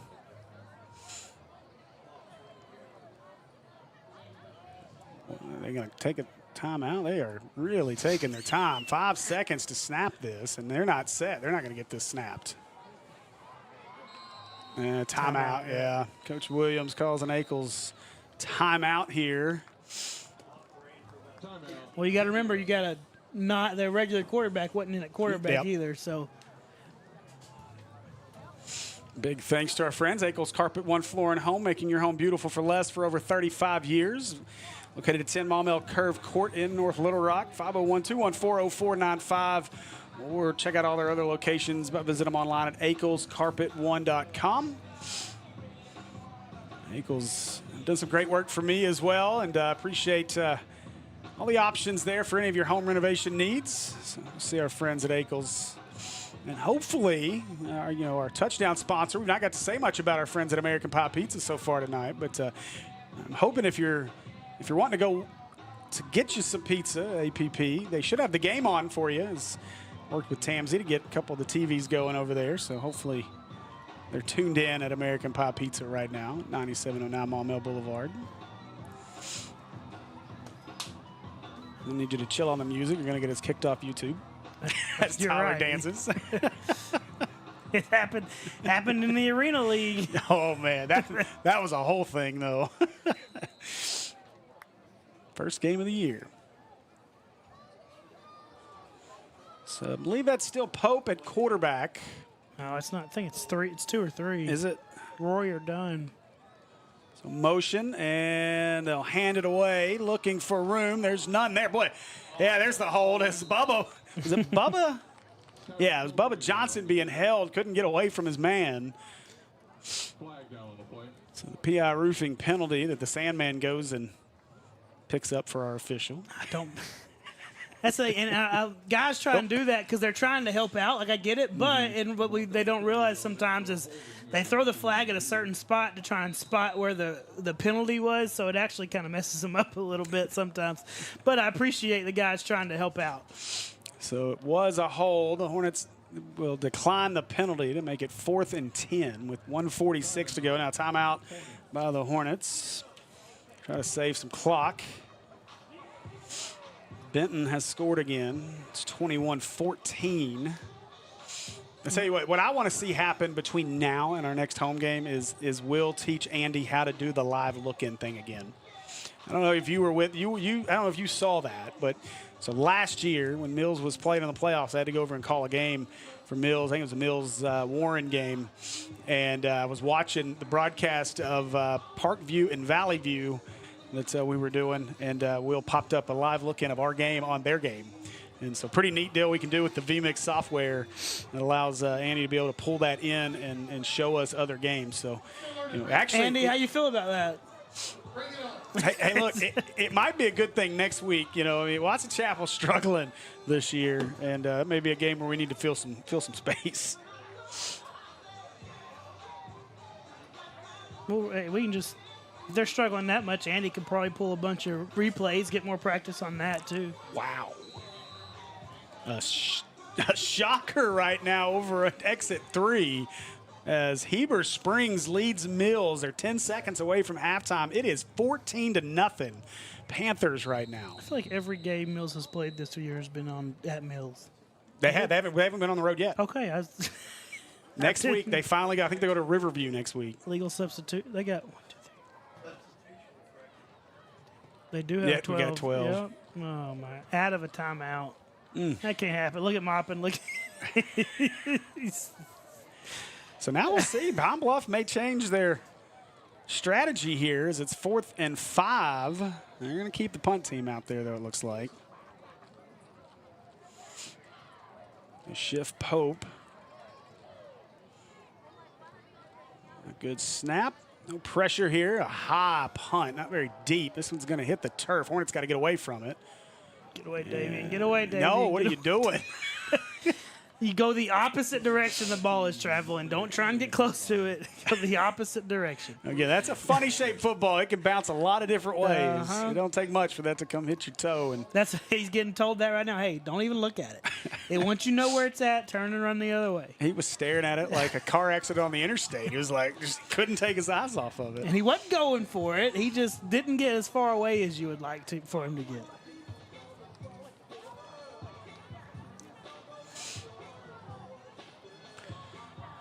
Hornet offense back on the field. We'll see if they can get something going here. A 7-0 game. It's been all defense so far. So Warrior gives some instructions to his offensive line. Gets the snap. They'll hand it away. And Henry wrapped up as he gets out to the 31-yard line. Gain of 2 on the play. 2nd down and 8. Just kind of looking if they can pop one early and then maybe take it into half with only about 1:15 left. Warrior looking. Oh, he's got him open. Johnson makes the catch and out across the 40 to the 41 where he's knocked out of bounds. Acre Pharmacy first down. There you go. That's where I guess you wonder why you run the ball that first time. I guess maybe hopefully you're going to catch them off guard. You think they think you're going to pass it, but if you don't and then you take your time, they had 20 seconds that they lost right there on that first down play. Yeah, that was my thought too. It's been such a pass-heavy first half. Maybe that was Burcham trying to catch them napping. Now they'll roll Henry out. Warrior wants a screen. Hampton makes the catch. Got lineman out there. Hampton out to the 49-yard line. And he'll be just shy of a first down and bring up a 2nd and 2 as the Hornets call their second timeout of the half. Yeah, just didn't get enough blockers out there. Jackson, he kind of started to run away from one that was coming, but he wasn't going to be there in time anyway, so he just able to get what he could. Hoping maybe he would have continued moving outside and at least get out of bounds after about 6 and 7 or 7 and no. Make it 8. No, don't do it. You'll enjoy this story though. We were at Six Flags Sunday last week after we went down to Dallas and we were getting on Mr. Freeze, and there was this group of kids that they were obnoxious anyway, but they get on the ride and they start screaming 6-7 and chanting 6-7. And finally the ride operator looked at him, and I give him credit. He was probably in his early 20s. Turned and looked at this group of kids and said, if you don't shut up, I'm not starting this ride. Stop. It's the dumbest thing I've ever heard. I was dying. I think everyone else applauded the guy as we took off on Mr. Freeze. It was great. Whenever I was growing up, I don't remember anything being that annoying that everybody said all the time. Somebody compared it to Marco Polo the other day. Like if you're walking around, somebody said Marco back in the day, you said Polo. But that must have been when you were a kid. I don't remember doing it a lot. Now Warrior, design run up the middle. He's got a first down. Now looking for space. How in the world did he make him miss down to the 40-yard line? Now you got to move a little bit. You don't need save that timeout. Stops for just a second. We'll spot him at the 41. Acre Pharmacy first down. Let's get set and let's go. Reminder, we'll go down to Jake Hall, have a chat with Coach Moppin as they go into the locker room, so stick with us. Warrior drops, looking, wants to go deep. Got a couple of guys there, caught inside the 20 by Wiley. The Coyote dancing around and finally pushed back. Forward progress should be inside the 20. Wow, they're going to mark him at the 21. Oh, my gosh. What are we doing? He got pushed backwards 3 line. yards. That's not – I know he's little, but give him the forward progress. That's when you want him just to run towards the sideline right there. They'll get out of bounds. Mm-hmm. So clock starts, 30 seconds to go. Hornets got to snap it. They do. Warrior picks it up off the turf. Drops, looking left. He's got Hampton open. He's got Jacob. He's going to hit Jacob. Oh, that's a bad penalty. They're going to get a PI roofing penalty on Harris. I think they're going to try to say a block in the back. He just took too long. If he throws it a half second sooner, you don't get that penalty. He saw him. He's just trying to give himself, but he leaked out there late. I'm not sure about that penalty, though. They're talking about it. I thought Harris got him on the side. And Jalen's standing right there listening, too. I don't think they're talking about whether it's a penalty. I think they're talking about where they're going to step it off from. Ugh. A hold? No, it's blocking the back. Okay. I was about to say, it definitely was not a hold. Harris barely even got to him. That's a tough call. They've gone to the half over on Dixon Road. Heber Springs up 14-0. And I haven't checked, but I believe Eli Moody has returned. Ugh. That's a huge blow. Now, because now you're down to, they're just going, clock's running. Do they know the clock's running? I don't know that they do, or that they're too worried about it. It's a double pass. Yep. Bubba going to throw. No. Oh, my goodness, as Johnson is hammered down. And they'll use the last timeout of the half with 2 seconds on the clock. He second-guessed it. He said, I'm not going to throw a pick. Because he was loading that thing up, and they read it, and they were covering Jackson now. Do I think Jackson probably could have went up and got it if he lets it go? There's a pretty good chance, but Bubba's not going to get a pick on his stat line.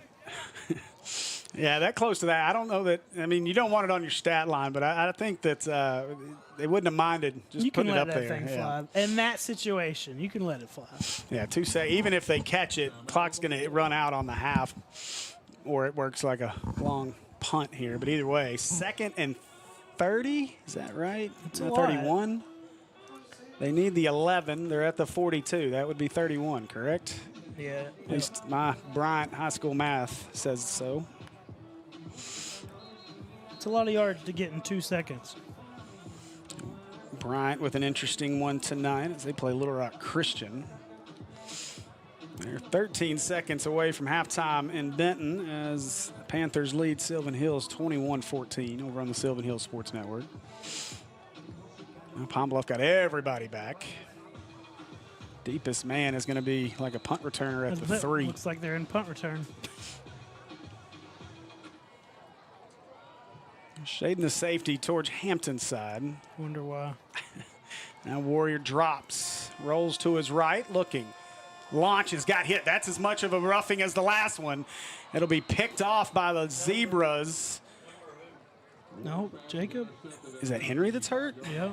And Jacob banged up on the play, reached for that shoulder. But he went down late. Oh, well. Maybe he's just frustrated. I don't know. As he hops it. I missed it. So that'll do it for our first half as we are waiting for Jake. As Jake called down there, waiting on Coach Moppin as he checked on Jacob after the play. So we will have Jake here in just a moment. Let's see if he can wade through the bodies to get to Coach.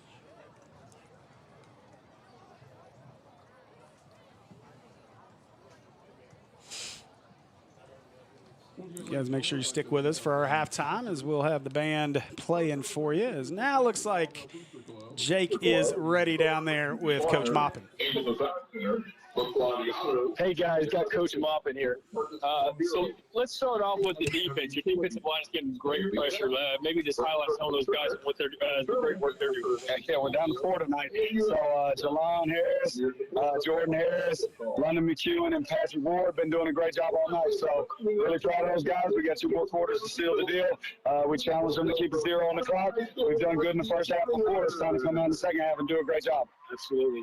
So I know you guys have the lead right now, but you're not the offense isn't being as successful as I know you'd want it to be. Maybe highlight what they're doing defensively that is giving you guys struggles, and what you're planning on telling the team going into halftime. Emmanuel Hudson is a problem. 52. He's a really good player, really good young man. He's doing a lot of damage on the inside, really ruining our run game, which is pissing me off. But other than that, everything's okay. Really love the way Jackson Hampton's playing. Levi Warrior's playing a great game. We're doing a really good job of that. Just got to finish the drives and score points. You know, we've been met with adversity, put ourselves in some tough spots, put some good drives together. They just need to score more points. Absolutely. Thanks, Coach. Good luck in the second half. Appreciate it. Go Hornets. All right. Thanks, Jake. Great job down there as that's Coach Brian Maupin headed into the locker room. That'll do it for our first half of play. Hornets lead it 7-0. We'll be back with more Hornet football here on the Maumelle Sports Network, brought to you by Natural State Sports in just a few.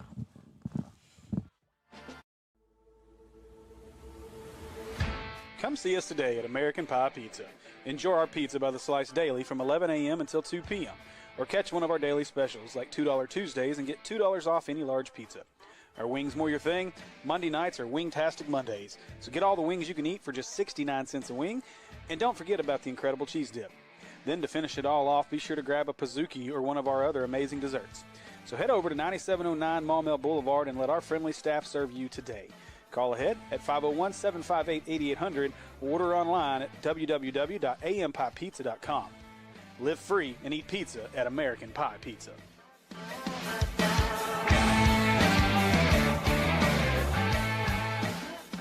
Hello? Hello, roofers are us. Hello, your ad says same-day leak repair.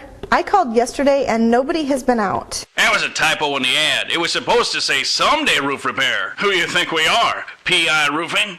If you have a leaky roof, you need it fixed right away. Call your roof leak detectives at PI Roofing and get the leak stopped right away. We're ready at a moment's notice all year long. Call 501-687-6246 for same-day roof repair from PI Roofing. By popular demand at Akel's Flooring and Cabinets, we are extending our grand opening sale. Our brand new location on Rodney Parham means more space, more inventory, and more savings than ever before. Save up to 50% off store-wide on luxury vinyl, carpet, and now our new line of all-wood cabinets in stock and ready for immediate installation. We'll even pay your sales tax, plus interest-free financing for 3 years. Akel's Flooring and Cabinets, where we make it beautiful for less.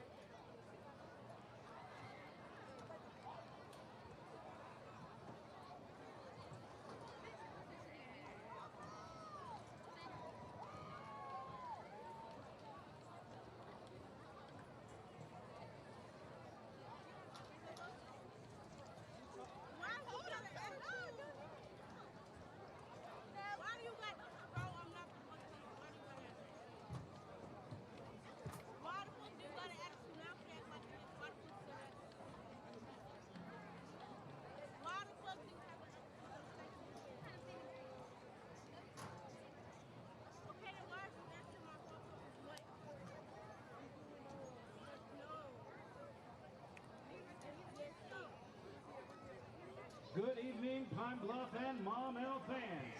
Please welcome to the field the award-winning 2025-2026 Maumelle High School Marching Band. Their show this season is entitled If I Only, featuring music of Radiohead and Pink Floyd. The Maumelle High Marching Band starts their journey to the land of Oz through the eyes of the Scarecrow. Drum Major Austin Kutchin. Is your band ready?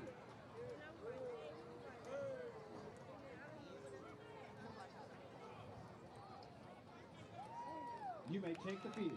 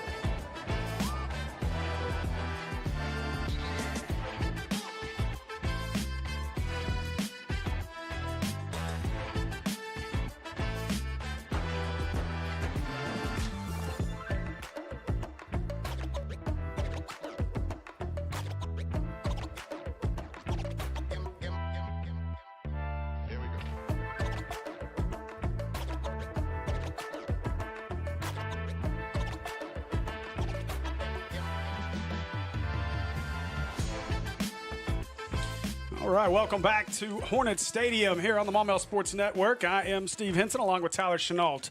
Jake Hall, our sideline reporter. And Kristen Henson down on our field cam, although she's to my left, making her way back down after a nice little break. And battery change. And, hey, I want to say a huge thanks before we get started to our concession folks. Yeah. As, they brought us the hot dogs, the hamburgers, some chips, some candy. And thanks to a very long halftime festivities there, I got to actually eat my burger and my chips. So I'm about ready for the second half myself. Well, next time, tell us their name, and we'll give them an actual shout-out, man. Get for that food up here. You're not going to complain about that. That's when you know you're getting big time, whenever you start getting food in the press box. Yeah, I was excited. I mean, I've kind of bugged them a few times about it, and they're like, hey, bring us some food. So then Jack Langford and the folks down there on level 1 started bringing us, told us we had pizzas down there. And then tonight, I was like you. I just saw some person in the reflection of our window in front of us. Some lady come in here, and apparently Andy even tried to talk to us, but I didn't hear it. He says he did. And so took our order, and she came back. He just ordered with a bunch what he of food. wanted. Hey, it worked. Really, yeah. I mean, next time nachos are always that's always a good choice. I almost said that. He said it was on the tip of his tongue. So look at our first half stats as we get ready for our Eccles kickoff.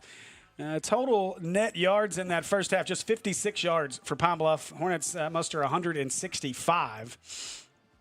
And 2.2 yards a play for Pine Bluff.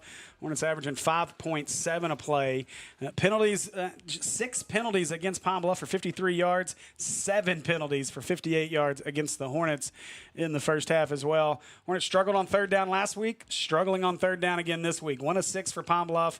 Hornets just 1 out of 4 on third down in that first half. And then when we look down at our overall stats, leading rusher for Pine Bluff, Jamar Morrow, 6 carries, 25 yards. Both quarterbacks leading the way rushing. Levi Warrior leading it for the Hornets, 3 for 21. Passing, Morrow 3 of 7 for 35. And Warrior 12 of 19 for 139, a touchdown in that pick before the half. And so leading receiver, of course, Jackson Hampton, six catches, 107 yards. Wiley has the only touchdown of our first half. 6. Right. Don't. Maybe need to throw that ball. Maybe need to throw the ball to that guy a little bit more this half. Our Eccles kickoff was a line drive returned by the Hornets. As was that on the return? 20-something. 20. Just 20. Is it just 20? Okay. Yeah. Winchell Wiggins. So the sophomore, Winchell Wiggins, kind of just, that ball, it was destined for him. He didn't have a choice but to catch it. And so good field position here for the Hornet offense to start the second half. Yeah, it's the first time we've seen them kick the ball, but the only thing we've seen so far is a punt. So wasn't exactly sure what kicking looked like, and that was a bullet. That's when it doesn't give the coverage team a lot of time to get down there. It's coming with the twin backs. Yeah, let's say they'll start the second half with Wiley and Henry in the backfield. And they'll fake it to both. Got him, yep. A little pitch ahead to Wiley. Wiley across midfield. Oh, he slips, nearly kept his feet. And down at the 41-yard line, an Acre Pharmacy first down. I'll tell you one thing, Steve, about split backs is at North Little Rock with Ray Sessions, who's the defensive coordinator at Southwest now, and Blake Pazon, and then linebackers coach at Parkview, Silas Nellums. That gave us more fits than anything was whenever teams came out and split back, because you can do so much run and pass with those two guys back there, and just trying to get your coverages lined up to that formation is difficult.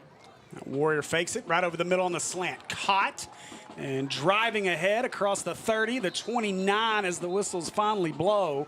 But another Acre Pharmacy first down for the Hornets as they untangle. That was Bubba Johnson on the catch. So I'd love to see a little bit more split back. Just they don't have. It makes you have to figure stuff out on defense, and you can run them. You run them out both to on the same direction, passing the ball and all. It throws defenders for a loop.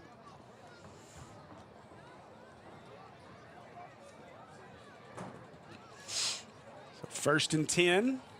Henry in the backfield. Bubba Johnson, your motion man. They'll pitch it. Henry looking for space, cuts back in. Oh, what a move! And he got tripped up at the 15-yard line.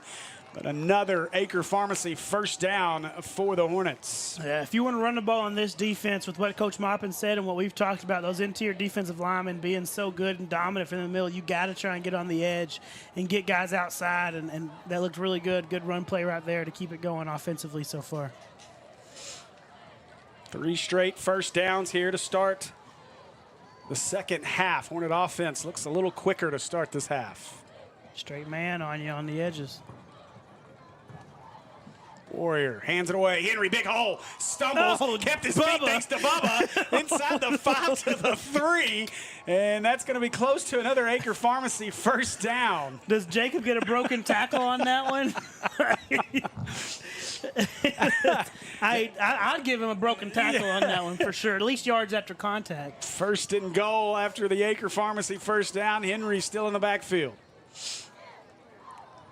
They'll give it away. No, Warrior cap it. Good read. 10, 5, 4, 3, 2, 1. Give him 6. Levi Warrior into the American Pie Pizza end zone.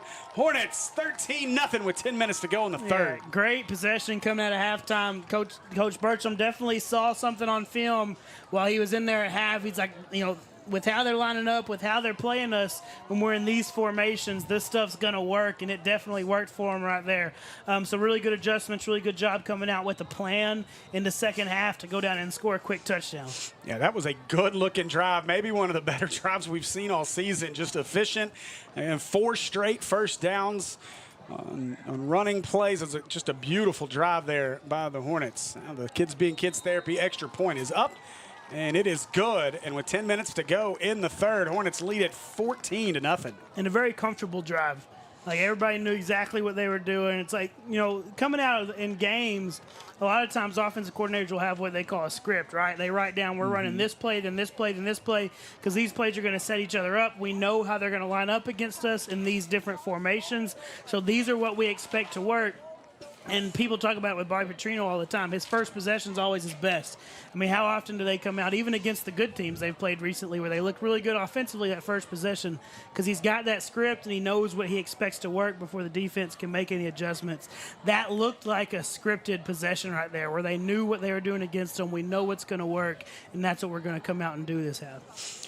So every child is unique, but at Kids Being Kids Therapy, they help them all enjoy the same thing, a fun, fulfilling childhood. Kids Being Kids Therapy provides evaluations and occupational, physical, and speech therapy to help develop and strengthen skills while encouraging independence. Their therapeutic model is built around helping kids succeed with learning opportunities at home, in the classroom, and throughout the community. Find out more today by visiting kidsbeingkidstherapy.com or call them at 501-803-9722. As we get set for Akel's kickoff. Dylan Moran just came walking off. I don't know if they don't have a tee. Oh, I think you're right. And he was not very. He was very nonchalant. No, knee pad. No, his helmet or something. No, mouthpiece. He doesn't have a mouthpiece. Okay. I mean, did he lose it, or has he not had one all game, and now they just decided to be worried? I can't imagine somebody else's though. I can't imagine the kicker lost his mouthpiece at halftime. He did have to make a tackle earlier. Maybe he lost it then. He just strolled off like it was no big deal. I didn't know what was going on. Is that 28 or 20? 28. As our kick is going to go out of bounds. And maybe he should go without a mouthpiece. He's not too happy with himself right now. Hey, listen, we got to give some credit, though. I don't even have a 28 on my roster. Whoever 28 he sacrificed his own mouthpiece for our kicker. There you go. I appreciate that. That's a team effort out there. We got to get him on the roster. They're going to make him kick it again. I would, too. You've had good returns. I mean, if you're Pine Bluff, you figure it's not too long until you can break one and put some points on the board on the kickoff, on the kick return team. And that's probably why they tried to change up how he was going to kick the ball. He kind of pooched it over there. Well, I expect Moran to boom this one. I think he's mad at himself after the last one. Yeah, they're not going to – I wouldn't risk it again. Kick it out of bounds, they're going to scoot you back up more and make you kick it again. So you're kicking it from the 5. And there it is. Good kick this time. Oh, it's still going to go out of bounds. They're going to back it up 5 more. They're going to the 30 now. And they will. And on top of that, now you've had your kick team have to run down there. Even though it's only about halfway, they're full energy while Pine Bluff is just kind of sitting back waiting. So you can have some hands on hips on this kickoff. Now, a surprise onside on this time. Why not? Right. You're already backed up. And with how they've returned the ball, they're going to end up on that side of the 50 anyway. Well, as well as our defense has played. I mean, they've shown they can stop them in a short field situation. Why not, Maupin? Set the tone. You already did with your offense. Now set it with your special teams. Hey, he was pumped up going into half. He was something. Gave us the wink and all. All right, we'll try this Ackles kickoff again. That wink was definitely meant for you. It was all you. We know this. And Moran for the third try. And, this one gets away. Did he touch it? No. Oh, my goodness gracious. Another PI roofing penalty. Oh, my God. Just kick it straight. Just kick it straight. Okay. Now you got to onside it. I'm not sure. What is Roy upset about down here? Maybe he's just saying, why can't they kick it in bounds? He just keeps throwing his hands out. Like, why? Well, yeah, why can't we play? He's frustrated that they can't play the game. Well, he could have just caught that one. Well, that one was right 4. Was it 4? Trotter Okay, you're was right. the one that watched it, yeah. You're kicking from it's like a personal foul at this point. Jeez. So we'll do the Ackles kickoff once again. Hey, if you want to kick off your home improvement, call our friends at Ackles. Ackles is getting their money. We've scored 2 touchdowns. That's like 13 kickoffs. All right. So Moran, this one, well, not down the middle, but I would have let it returnable. bounce again. The 28, trying to get the corner. Hornets trying to stretch him out, block in the back. No penalty flags fly. Are you serious? Listen, the kid ran like this, but you still ran into his back. Like, just because you don't use your hands to push him in the back, you still push him in the back. I've always wondered that, too, when you're watching a game and you see a guy throw his hands up as he's blocking in the back. Like, is there any better way to say, hey, look at me, I'm blocking this guy in the back? Well, the time that this works is whenever you're trying not to get that blindside block. And I'm just standing in the way. I'm just cutting him off. But whenever you throw your hands up and you're running into the back of the player that you're blocking, that's a little different story. All right, so now we finally get actual offense out here. Sylvan Hills just scored. They're within a point of time, that one at Benton right now in the third. Now Morrow. Oh, a lot of traffic on the handoff, and the Hornets are all over it. They stretch him out of bounds. Going to be a loss of about 2 on the play. Bring up 2nd down and 12. There's a lot going on in that backfield right there that kept the running back from being able to get out there cleanly. Not that I think it really affected it, but it definitely gave the Hornets more time to get back there. I would like to see the numbers on just the number of tackles for a loss that we have. Mm-hmm. Let's see. I know Jim's got negative yardage because he does net, and then so you probably, if you can do quick math, figure that out. I want to see how many plays have we had TFLs on. That may be something we'll have to get from Maupin later in the week. Throw this one to the outside. Caught. Trying to get the corner. Stays in bounds. Gets inside close to midfield. It'll be enough for an Acre Pharmacy first down for the Zebras, and a good play there on offense. And 11, Reed right there, the receiver right here, close to another block in the back, but it wasn't, and close to a little blindside block, but he used his hands. He didn't throw his shoulder in the guy. He did it how you're supposed to, and he got just enough right there to spring the play.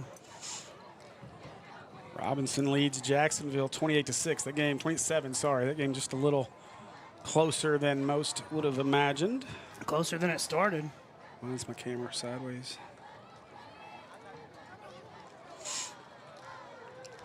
Motion here. They'll hand it away. Get out there, stretching it, looking for blocks across midfield, and going to be ridden out of bounds close to the 45-yard line. Yeah, it's 15. It's going 15 back.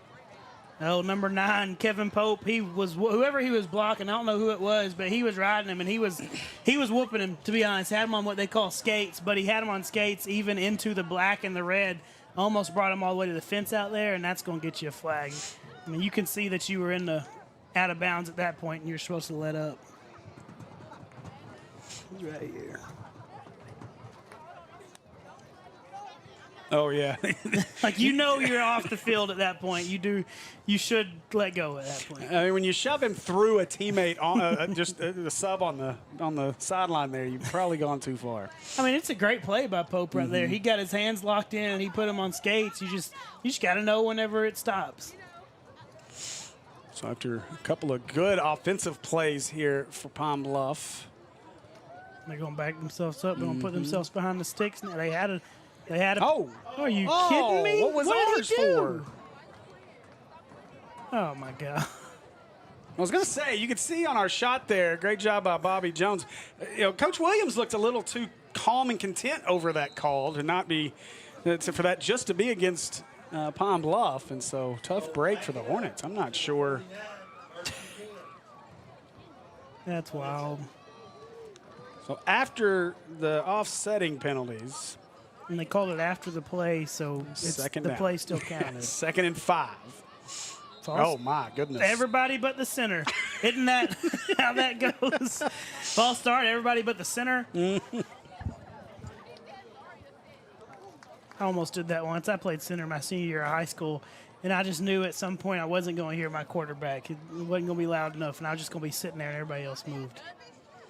So I'm wondering if they got, I'm not sure who was in on that tackle, but he kind of slung him as you watch right on the tackle. Maybe that's what they called the personal foul. I think they called it on whoever Pope was blocking, and I guess they said he said something or slapped his hand. I don't know. Either way, it was soft.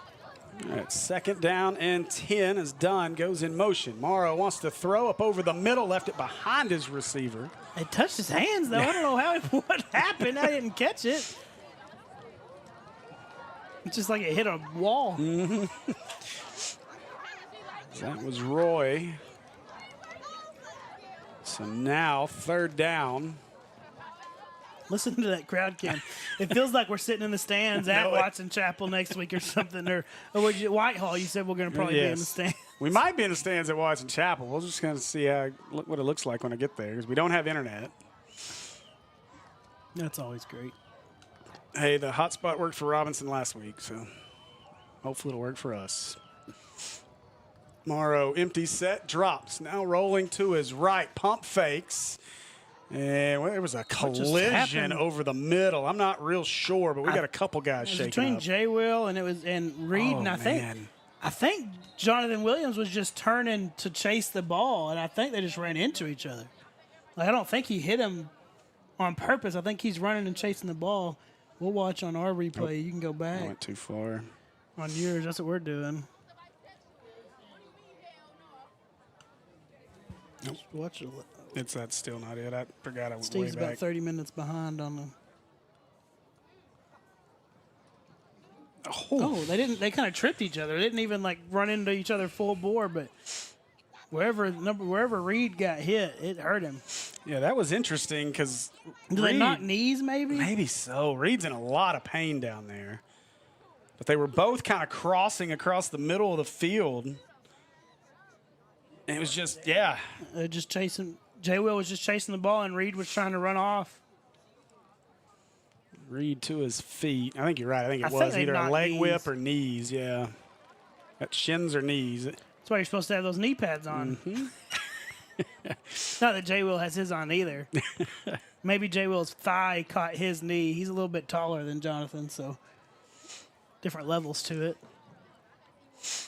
You guys make sure you hit that subscribe button if you haven't already. Finally cleared 2,000 subscribers on the channel. And is that another sideline warning?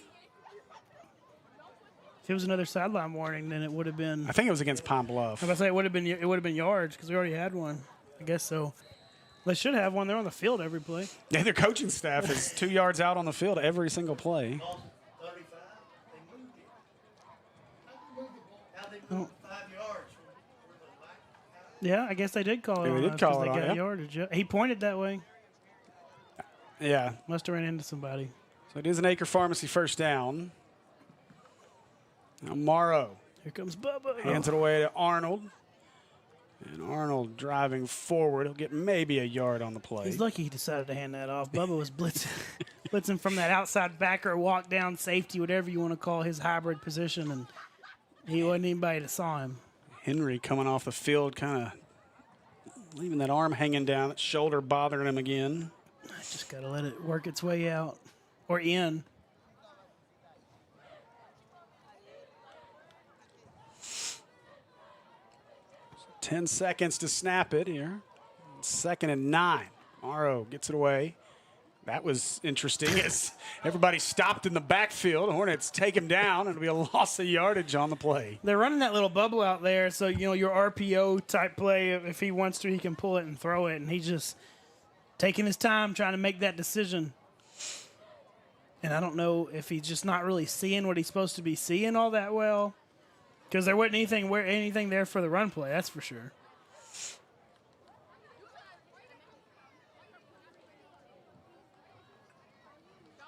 Again, a lot of time as we're under 10 to snap it once again. Got an offensive lineman that's not even up there yet because he's looking at the play call. Still got people moving. They all got set, yep. They do snap it. Morrow in trouble. Harris couldn't get him. Now he throws it. Caught. Breaks a tackle. Breaks another tackle. As Roy down to the 20-yard line, and it might have been a face mask. Maybe. I don't know what. Roy battling as he gets an Acre Pharmacy first down, and now we await the PI Roofing. That was a big man play right there by the receiver. They're discussing what kind of, I mean, because there's no pass interference or anything, I can't imagine. I called it as he was, the flag flew as he was trying to tackle him. That's why I assumed maybe we had a face mask. And they're moving the sticks. Yeah, personal foul, face mask. Boy, the Hornets hurting themselves on this drive right after a great offensive possession. Now killing ourselves here on this drive. And I mean, you've had some big plays, but then you have some penalties, and that one right there, I mean, you should be able to get that ball out and don't let him catch that. You're right there, got him blanketed, and just let him kind of bully you into the catch.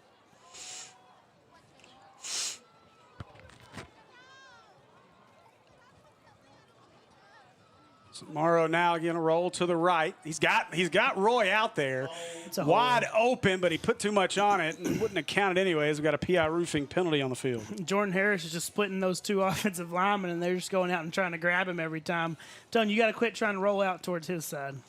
Harris going to come off for a play here. Nope, he's just getting some extra. He can't. There's nobody else. They play whenever 4 D linemen are on the field, it's going to be the same 4 guys all night. They don't have anybody else this week.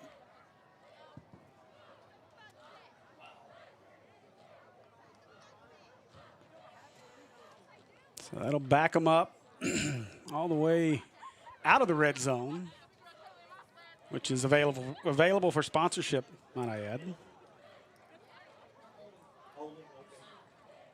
I saw it, but I didn't know if At least helps you a little bit, gets them behind the sticks defensively. Now if you can just keep them there, make them, because I can't imagine they're going to try and kick a field goal. So even if you get them to 4th down, they're still going to be going for it. Now Morrow, empty set, steps up They got held and again. yanked down. And another PI Roofing penalty. They cannot stop Jordan Harris. Move them back more. 2nd and 3rd, or 1st and 30, 2nd and 30, whatever we were on. I don't know.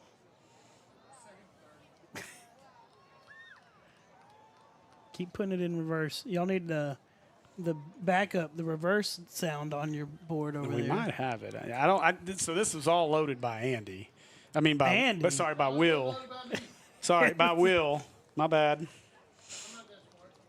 It's not that smart. Oh man.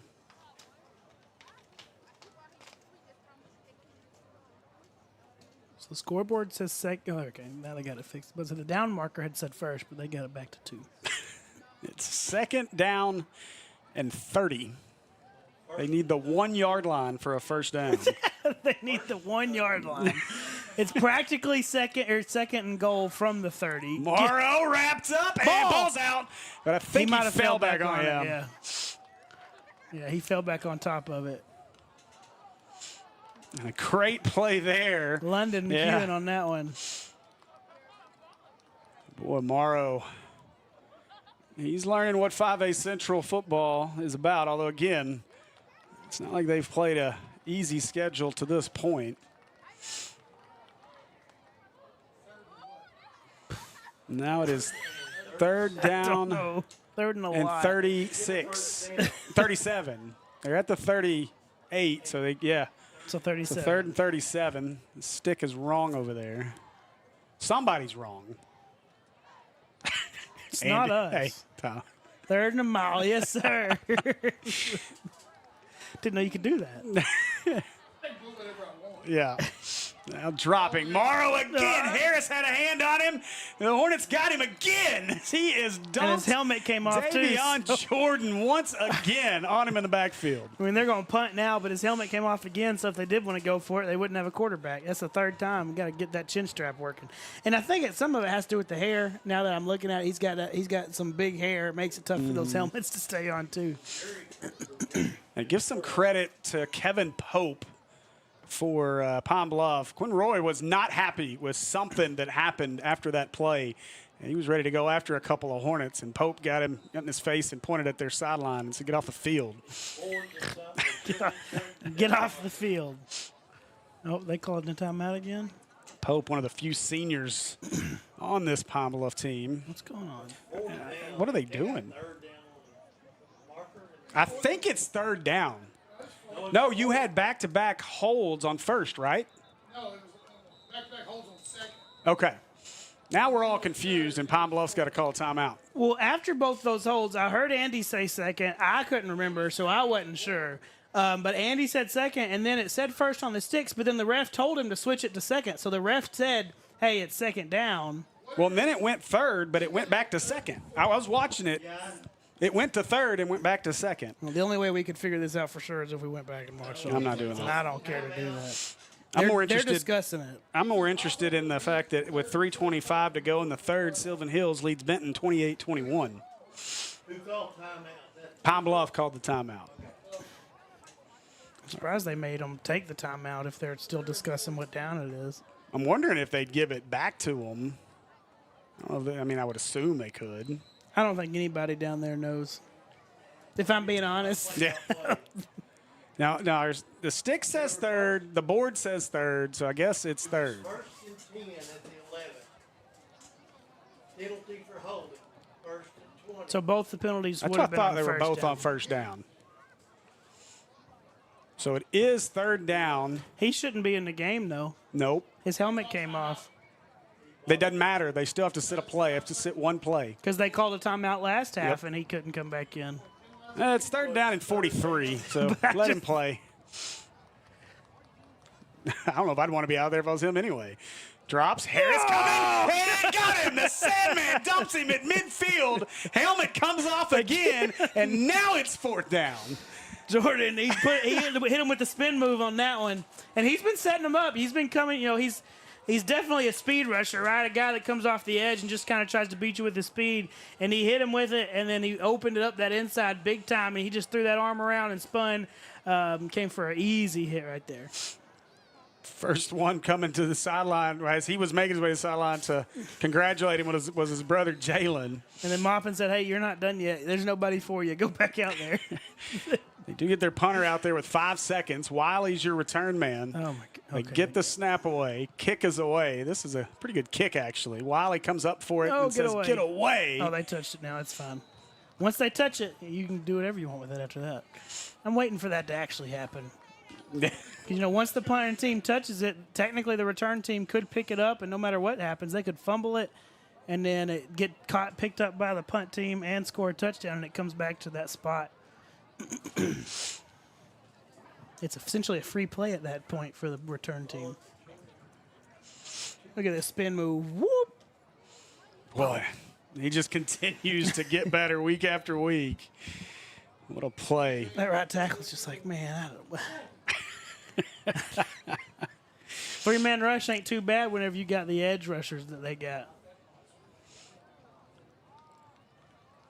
3:28 left in the third. Is Bubba Johnson your motion man? Like to run it outside, yep. Pitch it out. Henry looking for room across the 30. And he's close to first down yardage. He's at the 33. That'll be enough for an Acre Pharmacy first down. Palm Bluff's going to have to make a little adjustment to that. They're just motioning Bubba down. and letting him set the edge, and then Jackson's doing good blocking the corner out here. Pine Bluff's going to try and make an adjustment, and then you hope about the time they do, that's whenever the offense has their next play off of that to kind of get somebody open. Bertram's just got to time it up right when he thinks they're going to make that adjustment. Now the snap fakes it, looking. Ooh, that was a dangerous one as they wanted Hampton. That's a give, is what that is. Yeah. Pine Bluff was ready. They had dropped the defender right into that little window. Is that 5? Yeah. He's banged up a little bit, Caden Poole. And that one was a give right there. Levi didn't read that one right. They've got him listed as a linebacker. Now here's your double stack with no safety. And the corner's back. They got that outside backer kind of hanging over it that gives you a threat. Yeah. Warrior drops, now in trouble, and just launches it up. Good job getting rid of that one. Going to bring up 3rd down as Bubba Johnson was in the neighborhood. Yeah, he had enough wherewithal to get it close to where Bubba was over there, so you didn't have any worry about intentional grounding, because he definitely, and he kind of jumped as he did it just to keep from getting hit. That's dangerous, though. You leave your feet like that, now you got more space between you and turf as that big defensive lineman's coming down on top of you. Just roll to your left side, please. All right, 3rd and 10. Wiley, your motion man. Can tell because his oversized undershirt. Warrior in trouble, wrapped up, and going to be dumped. At some point. Took a little bit longer than you expected. And that was, amongst others, the guy pissing, mopping off Emmanuel Hudson on the sack. From mopping himself. Yeah. We did not assume that. Hey, if Moppin can say it, I can say it. Yeah, well, you don't know if Moppin's going to be in trouble for that or not yet. Who's going to get him in trouble? Coach Horton? I don't think Horton's going to care. Yeah, but Coach Horton's going to have to get him in trouble because somebody's going to tell him he has to get him in trouble. That's how that works. It rolls downhill, Steve. This is true. Right? This is true. It rolled downhill on me to start the day. Ooh, boy, Warrior somehow got that down, then got hit. There's the PI roofing penalty. It's 5, yeah. He should have fallen and acted like and started limping. He should have played soccer. Well, now he's limping. He took it right to the knee. It's too late now. Yeah. You should have flailed and screamed. You got to be a soccer player on that one. The ball is spotted at the 49-yard line. Oh, they do give him the personal foul. Yeah. First down. Wow, that is a break for the Hornets. If the punter doesn't even fall down, how can you call it a personal foul? But I'm not complaining. And I would love to hear the rationale behind that, but I would assume that part of it is, part of that whole rule is allowing the punter's room to land. Typically, it's the plant leg versus the kicking leg. Yeah. And that's the thing is he didn't. He ran right into the kicking leg as he was trying to come down. So it's kind of like a basketball shooting foul when you don't let the shooter land. So that's a first down, an Acre Pharmacy first down for the Hornets. New life as Warrior drops in trouble again. There's going to be a hold. Warrior just needs to dump it. Get rid of it. Instead, still scrambling. And runs out of bounds. Technically, that's going to be about a 2-yard loss on the play. We'll wait to see. A 15-yard loss because the holding was 5 yards behind the original line of scrimmage. Again, this defensive line of Pine Bluff, talented, big. I was talking with Coach Williams before the game.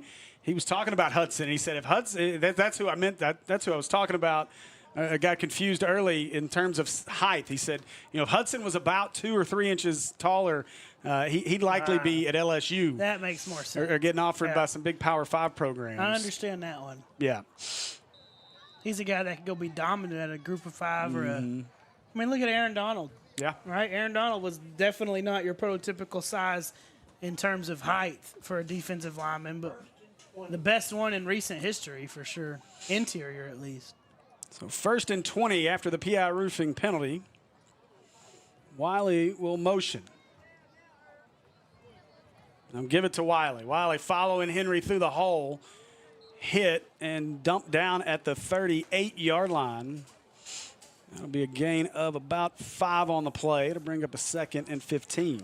It's a good job by Wally working through that, but he was about a half a step late on that last cut, and I think if he gets it, he doesn't run into his blocker right there, and he could be running for a little bit. Hey, 5 more. There's a PI roofing penalty. Well, we got a moment. Let's go down and talk to Jake Hall. He's got something for us down on the sidelines. Hey, guys. This half, the beginning of this half compared to the last half has been night and day when it comes to penalties. There are just penalties flying all over the place. And it had me wondering if, Steve, are you putting on a helmet? Because I know Tyler's going to be hammering you with that PI roofing penalty tag. He's not let it fly yet tonight. I duck every time I see the officials throw one, though. well, if it keeps going like this, you better get ready because they're going to keep flying. Appreciate it, Jake. So Wiley, the motion man, Warrior in trouble, and there's Hudson again as Hudson dumps him at the 40. That'll bring up a 3rd down and long, and Emmanuel Hudson is unblockable right now. He wanted to throw that quick. I think he was looking for Marshawn, but he never turned to look for it, so he tucked it back down. If he throws it as soon as he looks like he wanted to, I think he's going to get it out before he gets hit, but then nobody was there for him to throw it to. Davion Jordan going to check into the game here as Bubba Johnson gets a break. Got to have the closer ready for the 4th with 25 seconds left in our 3rd. Unless you got an incomplete pass, you make it your last play of the half or of the quarter. It's 3rd down and 13. And whistles will blow this play dead. I think we got a PI roofing delay of game. And we do. Right on cue, I guess. Right on cue. Right. Yep. Here. There he is. He threw it at me, Jake. I caught it, though. Forgot that it's there. It's sitting up here right in front of me. I know. I put it right there in front of you for tonight. I've seen enough yellow on the field. I don't need any more, I guess. And they're going to let this quarter run out. They don't have to snap it again. And that will do it for our 3rd quarter of play. After 3, Hornets lead it 14-0 here on the Maumelle Sports Network. I'm Steve Henson along with Tyler Chenault. And Kristen Henson down on our field cam. No, she's not. Well, she's next to us again. At the moment. 2 for 2 on her being up here whenever he says she's on the field cam. Where's Bobby Jones out on our main camera? Andy Gates on production. Whatever he's doing back there. Jim Ashley. I was getting to you, Jim. I was getting to you. Because, Jim, I left you for last. It's time for his read. Because, I got to talk about our friend Jim Ashley. If you got printing needs, call our friend Jim Ashley at Preferred Printing. All types of business products, custom letterheads, flyers, business cards, and vinyl lettering. Oh, and banners as well. Like if you've been out to any of our stadiums around the district, you'll see all of our banners for our broadcast. So I want to say thanks to Jim Ashley for those. And if you need one, call Jim, 501-920-8407, or email at preferredprinting@sbcglobal.net. There it is. He's also the statistician. He's the GOAT of statisticians. I could not pass up the opportunity to get Mr. Jim Ashley up here in our booth instead of being down one level. But you're going to say you couldn't pass up the chance to use the term GOAT. You 6'7"'d once already on a broadcast. Now you're goating. How about irony? Ryan Nexus on our chat says Jake is his nephew, and he also played with Coach Moppin. So how about that? It's Arkansas, small world. And we have whistles, and we have another PI roofing penalty. All right, yeah, we got to have the backup sound on there. Oh, I saw that. I saw that, Andy. I saw the cursor come into the screen. Whoops. So 3rd down.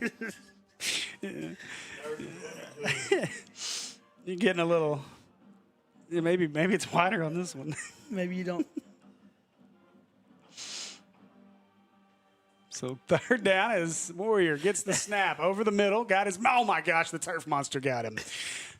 As Henry had space, but that little stinker down there in the turf got him, and it'll bring up 4th down. I guess it never showed up on this one. Maybe it was just on our monitor that he had moved it to. Oh yeah, he probably switched. Yeah. And you could tell how quickly he moved it back. Fastest you ever seen a cursor move in your life. It wasn't intentional, I promise. I don't even know what you're talking about. I wish it would have been on here. We'll try this punt again. Oh, no, the best one was the unconnected from the Axoon on the replay that he ran. Oh, this gosh. punt, wow, it's going to be to returnable. It was to the gunner blocker, like the corner out there. It kind of just, he caught it in defense almost. The ball was flying at him. Didn't have a choice. Either let it hit you and muff it or catch it. Hey, good to see Alan Whitley in our comments as well. Philip Stop, go Hornets. We appreciate each and every one of you joining us. Make sure you go see some of our sponsors. And if you are looking to score a touchdown yourself, head over to American Pie Pizza, 9709 Maumelle Boulevard, for the best pizza in Central Arkansas. Kids eat free on Mondays, so be sure to grab a Pizookie or two with the money you save. Order online at AmericanPiePizza.net or give them a call at 501-758-8800. There's actually two stats I want to see. I want to see the number of TFLs and the number of drives they've had start on our side of the field. So what you're saying is we need a second statistician to do defense. Just the deeper stats, the more. Morrow, nowhere to go with it, and he is going to be sacked again as Harris and McEwen all over him once again. And I want to know how many sacks we have currently. I think it was 75. Keegan Deal, a guy who didn't know that, I guess weren't sure that he was going to get much playing time. That was the 5th defensive lineman we've seen so far. Keegan Dill, or Dilly, D-I-L-L-E. I'll say it both ways. But he was the first one to get there. Didn't get him down, but he definitely flushed him out, got hands on him to where everybody else could finish it up. Doesn't matter how you say it, he's still a big deal tonight. It was. Good play right there by the interior defensive lineman. He'll take a moment on the sideline to catch some oxygen. 2, 1. No. Didn't get it off. And who called? Somebody. Down here did. I thought it was the guy that stands in the middle of the field, the white hat, typically, but. Yet another PI roofing penalty. Whenever you play those close to the play clock games like Pine Bluff has all night, it's going to get you a couple times. So Morrow will try this again. Drops, sees some space, steps up in the pocket, got a man, caught, no, dropped. He was planning on going to score. That was 11, Rashawn Reed, who was banged up earlier on that knee-to-knee shot. Maybe you're still thinking about that on that play. He thought he was about to tuck it and go score. He didn't catch it first. Hey, don't let yourself get penalized like the Zebras and Hornets have tonight. On your next roofing or home improvement needs, call the experts at PI Roofing and Construction. Trusted for over 24 years, PI Roofing proudly serves Central Arkansas with a wide range of residential and commercial roofing services designed to meet your needs. Call PI Roofing today at 501-707-3548 or visit them online at piroofing.com. Now Morrow rolling, gets away from the rush initially, finds his man, and that one's dropped. Wow. Back-to-back drops for the Zebras. That's going to kill any drive as Dedrick Dunn drops this one. Back-to-back guys that tried to run before they caught the ball. I mean, both of them, and you can see it whenever you got to turn your head to look back at where you dropped the ball. He was getting ready to tuck it and go. Yeah, Dunn definitely saw end zone on that one. There wasn't much between him, and it was going to be a foot race for sure. And yeah, he catches that. He's spinning back inside away from where that corner was on his outside shoulder, and he's got a pretty good chance, but you can't do it without the ball. Wiley's back. Here you go. Yeah, Wiley's been back the last couple times. Hey, they won. Oh, good punt. Wiley going to catch it at the 20. Makes a man miss at the 25. Looking for space across the 35. And a good little return there by the Coyote. And it'll be 1st and 10 Hornets with 9:58 to go in the ball game. And Jake, he might not be on their team anymore, but they still are Super Bowl champs.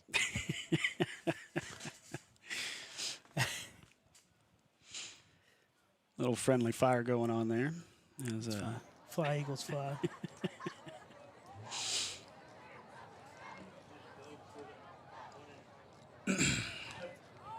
9-minute drive right here, Steve. That'd be great. Where's your closer? Bubba Johnson. Jacob's in there right now. We'll see if they try to feed it. Boy, talk about a difference in size. Look at Hampton and Wiley here on the near side of the field at a receiver. Only thing that would be crazier is if you had Jordan Harris next to Marshawn. Yes. Henry spins off a man across the 40 to the 42-yard line. Nice carry there by 5. That was a smooth little spin move right there. Here's a replay. That's a quick replay. Yeah, look at Andy. I see you. Andy getting it now. He's figuring it out now. Look at that. Whoop. That's what Andy, that's how you show replays right there. Quick. He's ready for what he's got on the trigger right there. Hey, he's going to come into his own before this season's over. That's big time. Now we just need to get him to be able to get us the halftime stat graphics that we got at Sylvan Hills. I think he's getting really close to it. 2 more seasons and he might be a pro. Hey, I want to be doing it by the next home game. And that one scooped up by Hampton in a lot of space. 40, can he outrun him to the 20? 10, 5, 4, 3, 2, 1. Give him 6. Jackson Hampton to the house. Pazookies for everybody. You know, got to outrun him whenever he can make guys look like they're running in sand. You ain't got to worry about it. Yeah, it did almost look like those Bluff defenders just quit. Watch the replay here. Once he got on his horse. See if we can get it run before our kids being kids therapy extra point. We got time. Hampton, I thought he scooped it off the turf to start. I did Good too. block. And boy, no chance. And his legs he got those long strides though, man. Now our kids being kids therapy extra point. He's close to 200 by now at this point, isn't he? Yeah, whistles. How about that? Another PI roofing penalty before the kick. It was offsides this time on Palm Bluff. Guess they're going to say it was unabated, so they stopped it. Could have let it go and then got it on the kickoff. I mean, we already lost 10, 15 yards on one kickoff. Yeah. We'll take an extra 5. I tell you what, Moran's getting a lot of practice today.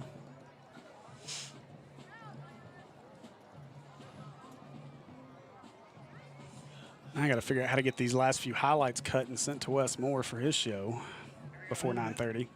Well, that's maybe he needs to change what time his show is. That's not a great choice, and half the games ain't even over yet. That went up and good. I bet he changes it. And our kids being kids therapy extra point makes it 21-0 Hornets, and now starting to get the offense rolling here in the second half. Yeah, it's starting to look good. I mean, we knew from the get-go that Jackson Hampton was going to have a big game. I mean, Jake said it. He called it. He told it to me, too, whenever we were down there pregame. He thinks it's going to be a Jackson Hampton game, and he's just kind of showing out at this point. Hey, speaking of Jake, let's go down to Jake Hall on our sidelines. Go ahead, Jake. Hey, guys. This kind of goes without saying, but I overheard Coach Bopper on the sideline before that huge catch and run by Mr. Jackson Hampton. He was saying, you know, one more touchdown and I'd feel a lot more comfortable.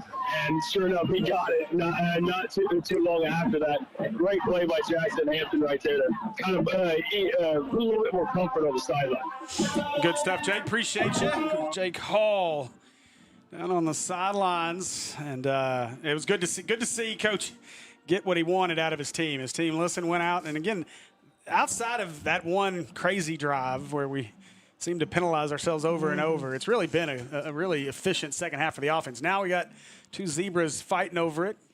Returnable from the 16, there tripped up at the 20. Good tackle on special teams. Yeah, that's Bryce Mooney. And he's the guy, we've talked about it since Sylvan Hills. He's the first guy down there every time. Just sometimes he's not able to break down and make those tackles. They kind of get outside of him, but really good that time getting him down. But Coach Boppin, you know, being up 3 possessions, feel more comfortable now. I promise you, he's not comfortable by any stretch of the imagination. No coach is until there's all zeros on the board. But you like having that 3-possession lead, especially when your defense has played as well as they have so far. So 1st and 10 for the Zebras, and time getting short here. Is now almost desperation mode for the Palm Bluff offense. Really not gotten anything going in this ball game. Hornet defense has been really good, harassing him all night long. So Morrow drops. Pressure right up the middle, and Jordan Harris got him another. The Sandman eating tonight. Another big sack. What's the sack total tonight? I know, that's what I was. Andy's figuring out this replay thing. Yeah, he's got it going. He's going to have a replay after every play now. I think I could probably – he may have to teach Will Watkins how to do replay. I mean, that's some good stuff right there. I'm not going to lie. Will gets scared to run replays ever since he got yelled at by the wise guys. Well, fan club yelled at him for running too many replays in that first game. A couple of those, yeah, they were running while the plays was They move a lot faster in the Arena League too, though. Well, he's got that same problem with PA. Morrow going deep, and that one caught. And fumble, ball's out, Hornets have it.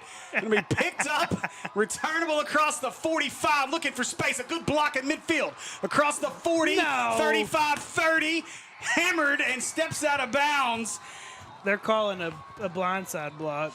And a great return for Jaden Baker after he picked up the fumble that was punched loose. 13. By Chad Mayweather.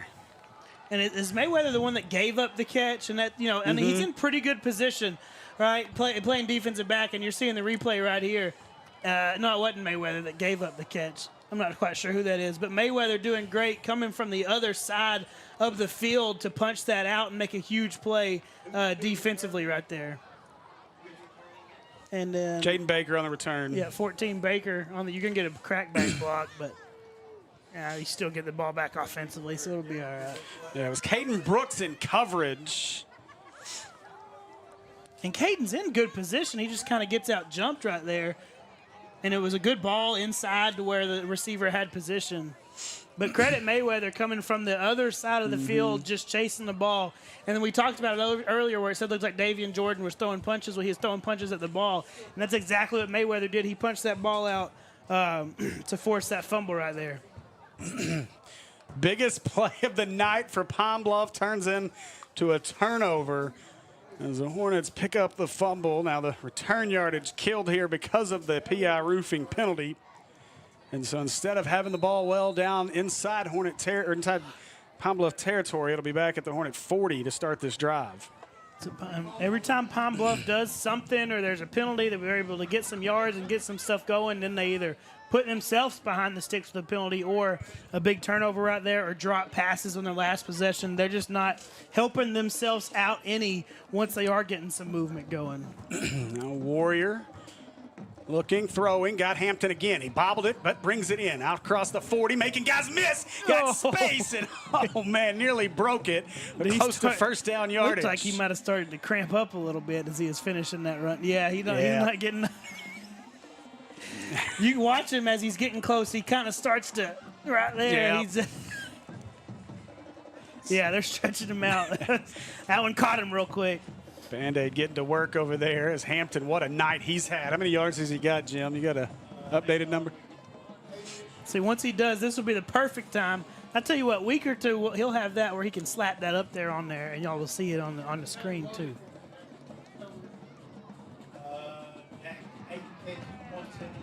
Wow. 8 for 175 for Hampton so far. Henry now moved to the left side as Wiley, your motion man. They'll pitch it. Wiley following Henry. And PI roofing penalty as another holding flag flies. Yeah, they're going to get London, I think, right there. Just got extended and didn't let go of it, that left hand. Oh, my God. I watched this catch. Sorry. The Benton-Sylvan Hills game is nuts. Benton up 7 and just had an amazing catch inside the 5. Looking to drive and go up 2 scores.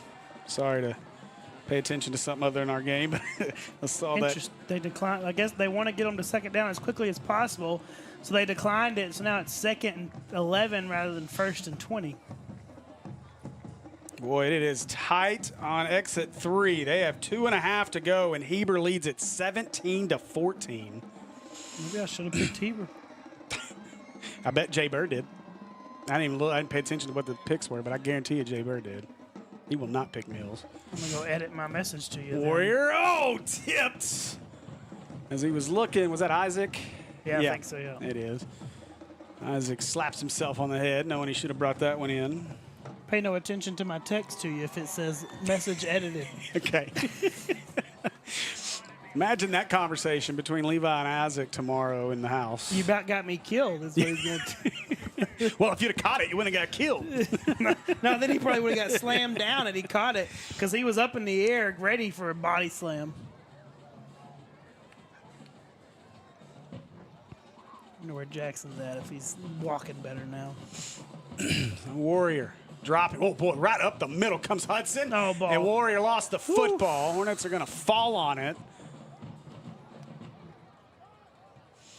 As I believe the lineman that got beat by Hudson is the one that recovered the fumble. Typically, that's how it happens because you're turning around and chasing the guy that got by you and you see that ball come out. Yeah, that's 58. Riley Reiser.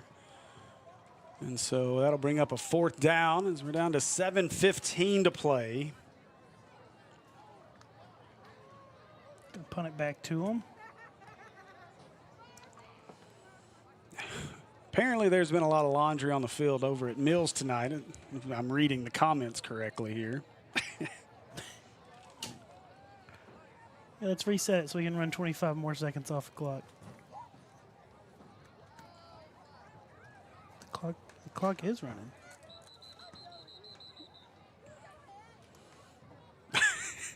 Our official is emphatic with his arm motions.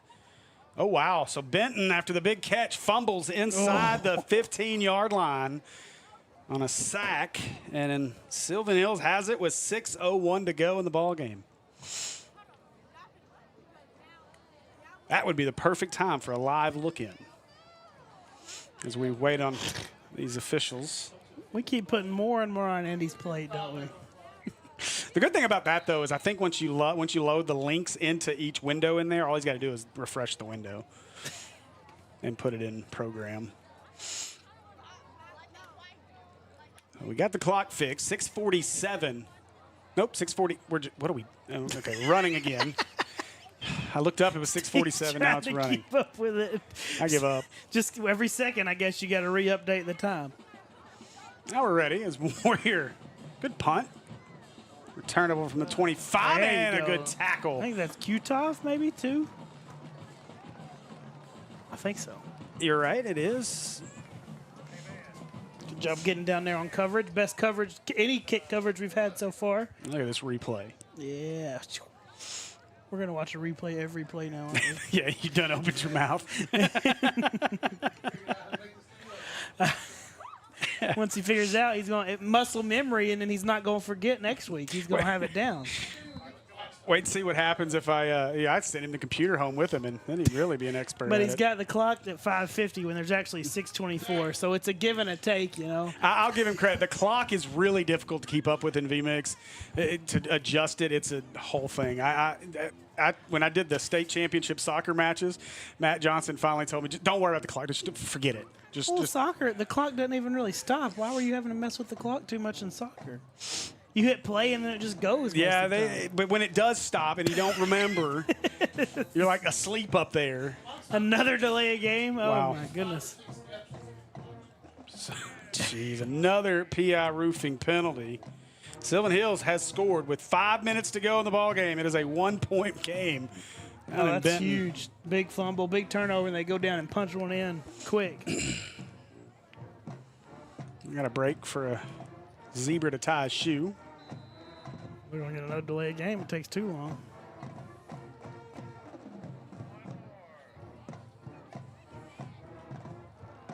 So they'll motion Roy. And still motion Roy. He doesn't know where to go. Motioning. Now Morrow drops, steps up around the pressure, lobs it up for Roy, and good defense. Yeah. Is that Mayweather again? No, that's Baker again. Baker's the one that recovered it. Mayweather knocked it out. Baker recovered it last time. Good play. And it was how you could see that from the start. They motioned him into that inside slot position, and he wheels out quick. Morrow never looks at him, but you just got a feeling that he's waiting to go over there, hoping to look some guys off. Sylvan Hills went for 2. Didn't get it. Oh. It's a 35-34 game. Might be one where you kick yourself like Sean McVay last night, going for it on 4th down and not kicking the field goal. As a Niners fan, I'll take it. Hey. That's right. Mac Jones getting work done now. And in the backfield, somehow got out of the grasp of Jalen Harris. It was the towel. Jalen Harris grabbed the towel instead of the jersey. He threw the towel off, though. So it'll bring up a 3rd down and about 13. If you're a first-round quarterback that didn't work out at your terrible team that you got drafted to, go to the 49ers and play for Shanahan. He'll get you another contract. Jake having some issues down there. He said, I think we've had about 1 minute come off the clock in the last 15. He's right. It does seem like it's taking forever. And a game that was flying by, we've had all kinds of clock and other issues. So now Morrow to the right. And oh, my goodness gracious. That's like Jalen Harris came out of the cannon right in front of him. Well, Jordan Harris, and he wasn't even like – he was just kind of setting the edge. If you watch it, he's just kind of running with him, and he's not really pressing right there. But then he sees him stop, and he's like, well, I mean, if you're just going to wait there, I guess I'll come get you now. It was like he just come out of nowhere. Morrow sacked yet again. It's 4th and forever. Is there a flag? Oh, we do have a PI roofing penalty. I wonder if they got some sort of penalty on Harris or somebody for a celebration. I can't imagine. Morrow, once again, does not have a helmet on. Jordan did the same thing that he's done every other time he's got a sack. He flexed towards the back of the end zone or whatever. Now there's talking with Coach Williams. The way he's... I didn't see anything. Unless they're saying he took his helmet off, so it's a face mask. We got the replay signal, but then we never got the replay. Like, I don't... Where does the flag come in? Does he drop it? Still didn't see the flag there. He must have dropped it late. This is a lengthy discussion. Coach Williams is... And they're talking to 9. Pope is not happy. We're taking Pope off the field. Yeah. So he must have... So there's something on Pope.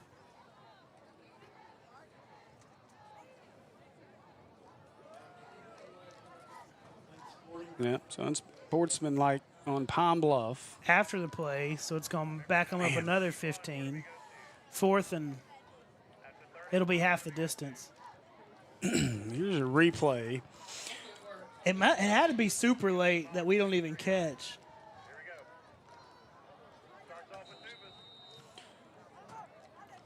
I don't know. Pope was talking to his coach. And maybe it wasn't on Pope, and maybe Pope was mouthing as the refs were having a discussion, and the coach told him to get off the field. Now it is 4th and a mile, by the way. 4th and, it just says. And this one, Milla. a high kick. Wiley lets it bounce. Hops. Ooh, somehow avoided it. Across the 35.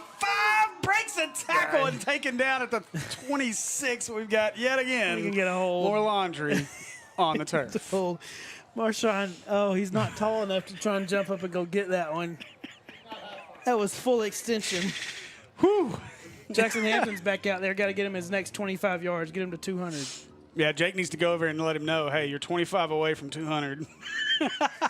Let Bertram know. 25 more, that's it. They get him his bonus. I mean, this penalty's going to back him up. He's going to have a great opportunity to get it. It's kind of like the video where you see Gronk telling Tom Brady he needs like 7 more yards for his $1 million bonus. Yeah. Just got to get me those and I'll come out. Get Hampton his 25 and then he can come out. Oh, gosh. PA leads Central 49-42 with 2 minutes to go. Are they in the 3rd still? My gosh. Goodness, I'm not on PA Live. Man. That's been the tough part. I mean, at least when they were getting blown out, the games went by quick. Maybe Will forgot to change it to 4th. We were out of Highland Park in record time. No, because they've scored 60-plus points in this half, so... Direct snap to Henry. Henry bobbing and weaving through the line of scrimmage inside the 40 to the 39-yard line. 36, 20. Oh, please tell me he forgot, because I will get him. It'll be great.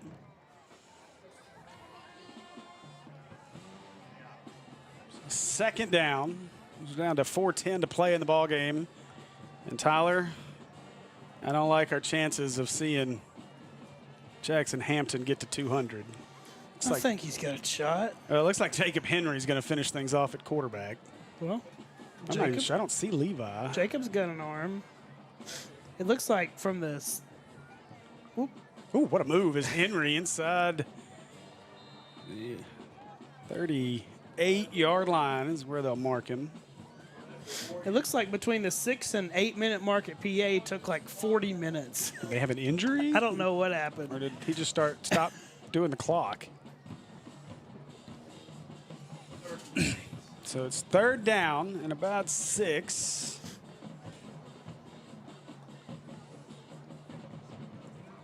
There's 2 more good games. After this one finishes, you can go just pick one. Maybe we got to figure out how YouTube can split screen and do 2 at once. I don't know. We're about the same clock, the same time on the clock with that Benton game, Yeah, so that one's going to end. We're going to be chewing clock, though. Bubba Johnson in motion as Warrior back on the field. We got whistles. Stop me if you've heard. Oh, no, it's a timeout this time. So we got an Ankles timeout by Pine Bluff. Called it. Close to a delay of game. Maybe they are going to beat us now. But Sylvan Hills has the ball. So they got to stop. That's big, too. That's twice now. Is it 4th down, though? On the I don't know. I trust Pat 9-yard line. With the down and distance. Love you, Pat, but. So as we await our final 3:01 here, Hornets looking to go to 2-0 in 5A Central Conference play. I think it was 4th down, but they got the 1st down. We will be on the road next week, and for the rest of the season, we will alternate home and away as we'll head to Watson Chapel for a big matchup there.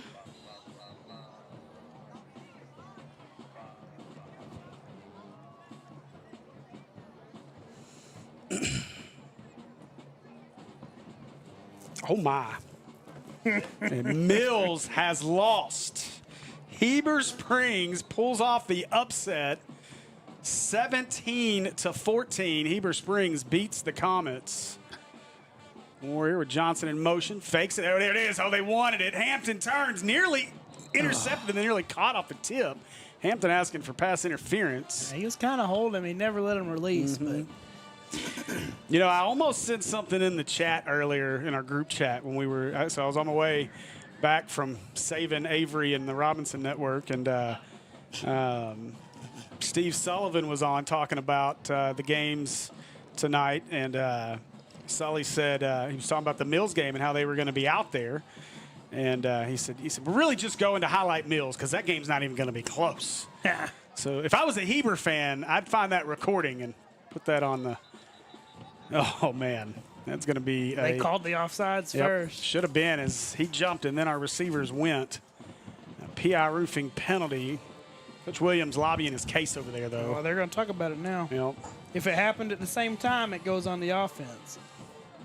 I thought that the end was well across the line of scrimmage, and then Wiley and Warrior reacted. I think Warrior went a little bit before Wiley, and I'm wondering if he went at the same time as the defensive end.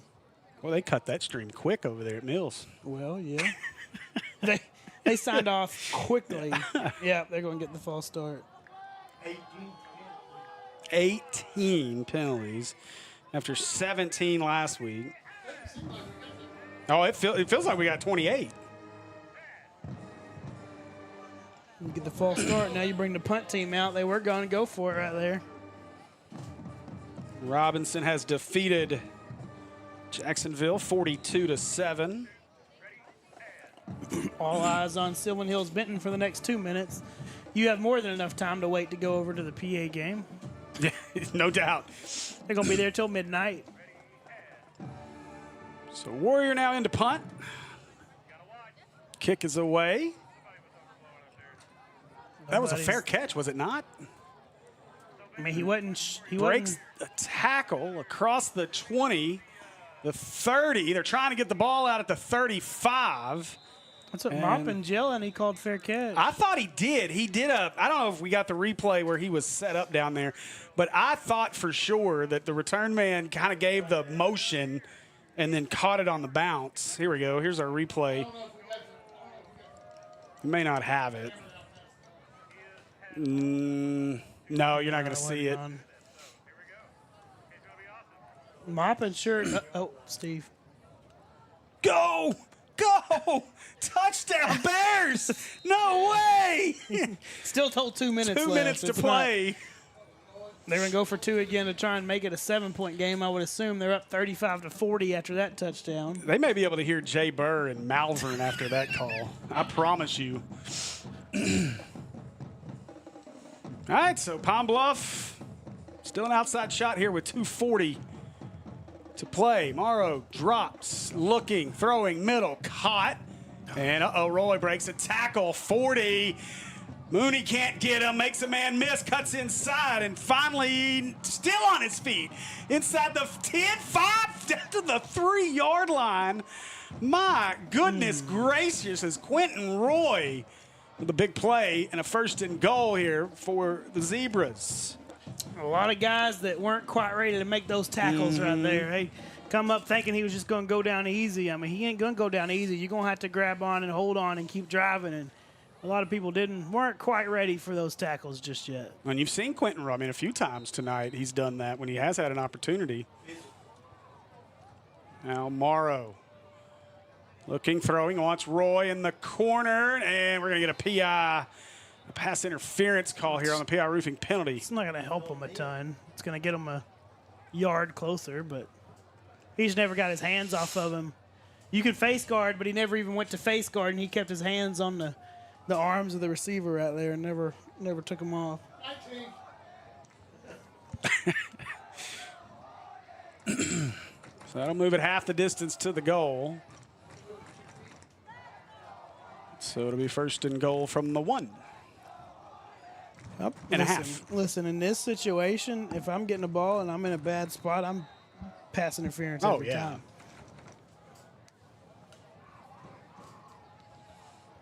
So 2:13 to play. Again, Palm Bluff just 1 timeout left. He handed it. No, Morrow kept it, pitches it out, and give him 6. Touchdown, Zebras, as Dedrick Dunn scores.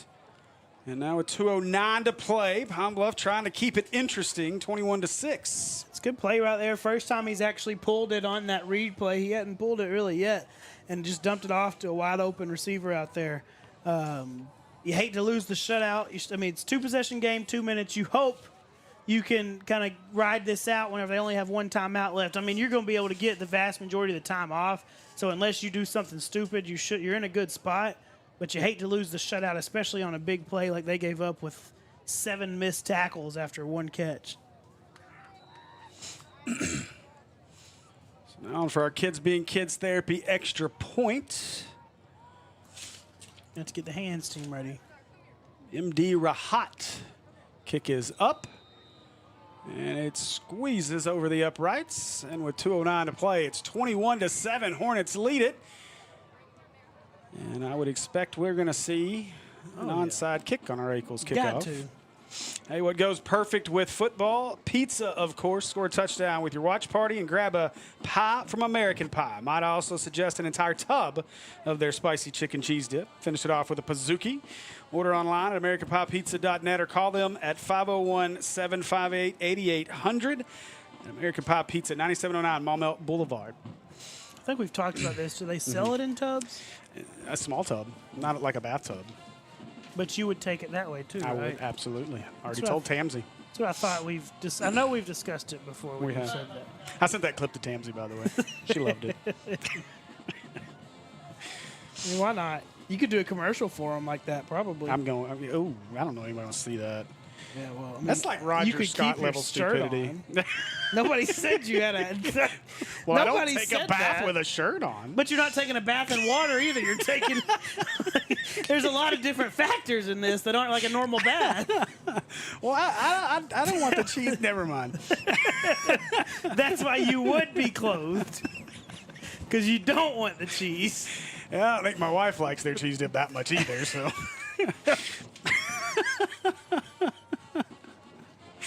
We're not doing a wise guys game. Oh my gosh, they just ran a guy on the field. if you see a delay a game on a kickoff, you're lucky they still got 10 seconds. I don't know how. I got lost in cheese dip. Oh, my gosh. It's a rod with the kick. Oh, and this one off the legs and falling on by the Hornets. You could have got out of the way of that one. That one would have been out of bounds. I believe that was Mayweather on the recovery. It was. Is that Warrior Isaac? He's got his hands. What's he doing over there? He's like he has his hands in his face. I think he's got a shield. I think he's trying to clean the shield off. Because he looks like he's just over there like covering his face. He's got a secret microphone in his helmet. Levi wasn't sure if he was going to be quarterback this possession or not. Jacob's ready. He's just snap it to me. We'll do it this way. 10 on 11.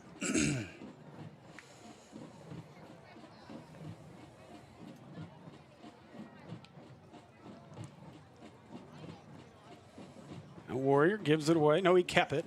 And he is squeezed and taken down. I don't have much of an option there. I think either way, I'd rather see Jacob take that shot than Levi. Yeah, don't. Whenever there's 4 of them converging on you, just hand it off. They're under a minute to play in Benton. Sylvan Hills still leads 40-35, but Benton is inside the 20. They're knocking on the door. They've been there 3 straight times. The last 2, they've gotten nothing out of them, though. That'd be a monumental win for that Sylvan Hills team. Oh, man, huge. I will have to call my buddy Scott Cobb, whose son is the quarterback in waiting there. And this one they do give to Henry. Palm Bluff stacks it up. Got one timeout they're going to have to wait. They're going to call it now. They're calling it this time. Took some time to call it, but I think he was trying to yell at him. He was too far away. That's the thing. The head coach, man, if you know you're going to call a timeout after that play, you need to be standing right next to that man so you ain't got to chase him down. Give Palm Bluff a lot of credit. It's not been the prettiest of games from either team. Both teams a lot of penalties in this ball game.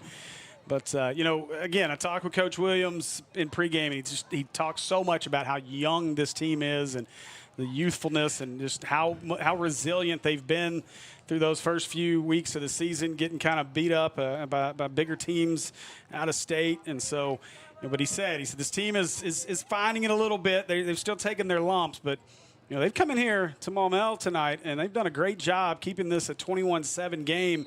And really, they've got a lot to build around on that defensive line, as those guys have been a menace all night long.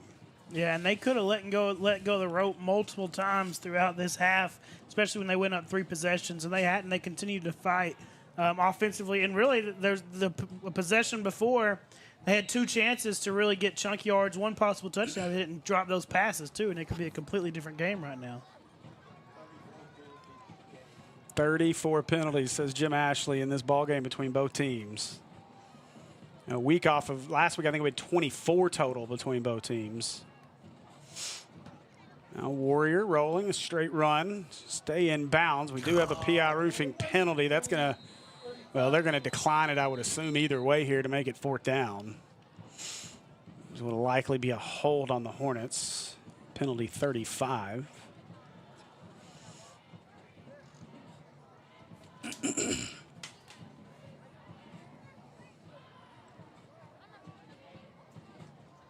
The question is the clock rolling since it was not an incomplete pass, even though there was a penalty, but it was declined? So then it should just play like a normal play, right?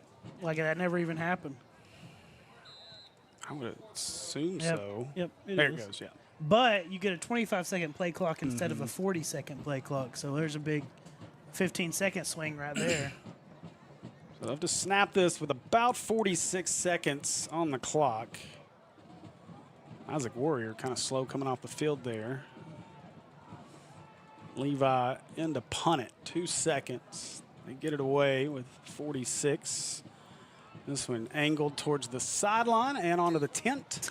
Protected the TV. That would have hit right on the TV if that tent wasn't there. That fan was going for the catch, though. He's almost there. So he's going to return it himself. He got a sling on, though. He wouldn't have made it too far. Got a bum shoulder.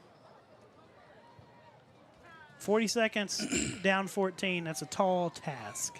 Oh, he's got it. Okay.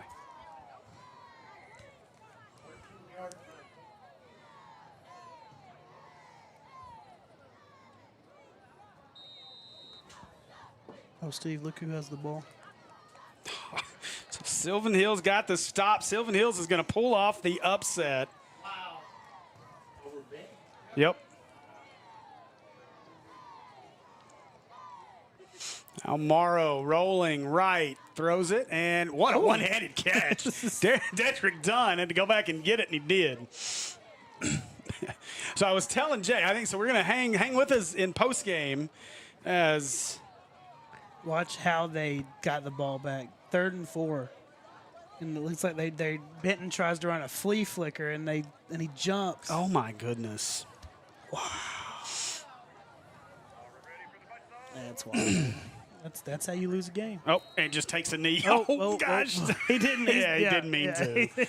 I don't think you expect a guy to take a knee with 30 seconds trying to come back. Yeah, interesting. Well, the play was, I think he thought he was down because he kind of picked the ball up off the turf. And so he just went ahead and took a knee. But, boy, what a win for the Bears as they are victorious. 40 to 35 on the road at Benton. And now, depending on what happens with Marion, of course, and Sylvan Hills the rest of the season, Sylvan Hills could be in the driver's seat for the conference crown after 0-20 over the last 2 years. What a job Coach Kelly's done with that Bears program already. Yeah, there's a very good chance you could end up with a 3-way tie for first place between Benton, Marion, and Sylvan Hills. All Benton has to do is beat Marion, and then there you go. Well, they lost to them. Oh, no, you're right. Sorry. I'm ahead of myself. You're right. Yeah, Benton and Marion. I'm shutting Right? up. They hadn't played yet, yeah. So Jay, stick with us in postgame. We're going to effort an interview with Jackson Hampton. Effort an interview? Well, I got to make sure Coach is good with it. I don't see why he wouldn't be. But I was telling Jake, you might want to let a coach know just to grab Jackson. And I didn't realize Jackson was standing right in front of him. So Jake went to tell the coach, and Jackson walked the other way. Now Morrow drops, and they're just going to launch it. He does. Throws this one up to nobody. And they're going to get, well, that'll turn it over on downs. Yeah. So the Hornets can take a knee and move to 2-0 in 5A Central Conference play. With a trip to Watson Chapel coming up.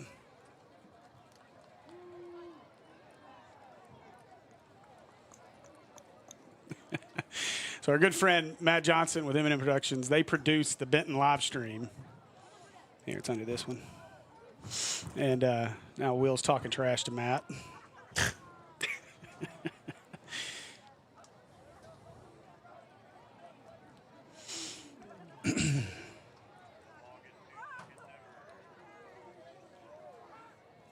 I want to see Benton play PA and then see who talks trash after that. Yeah, that would get ugly in a hurry.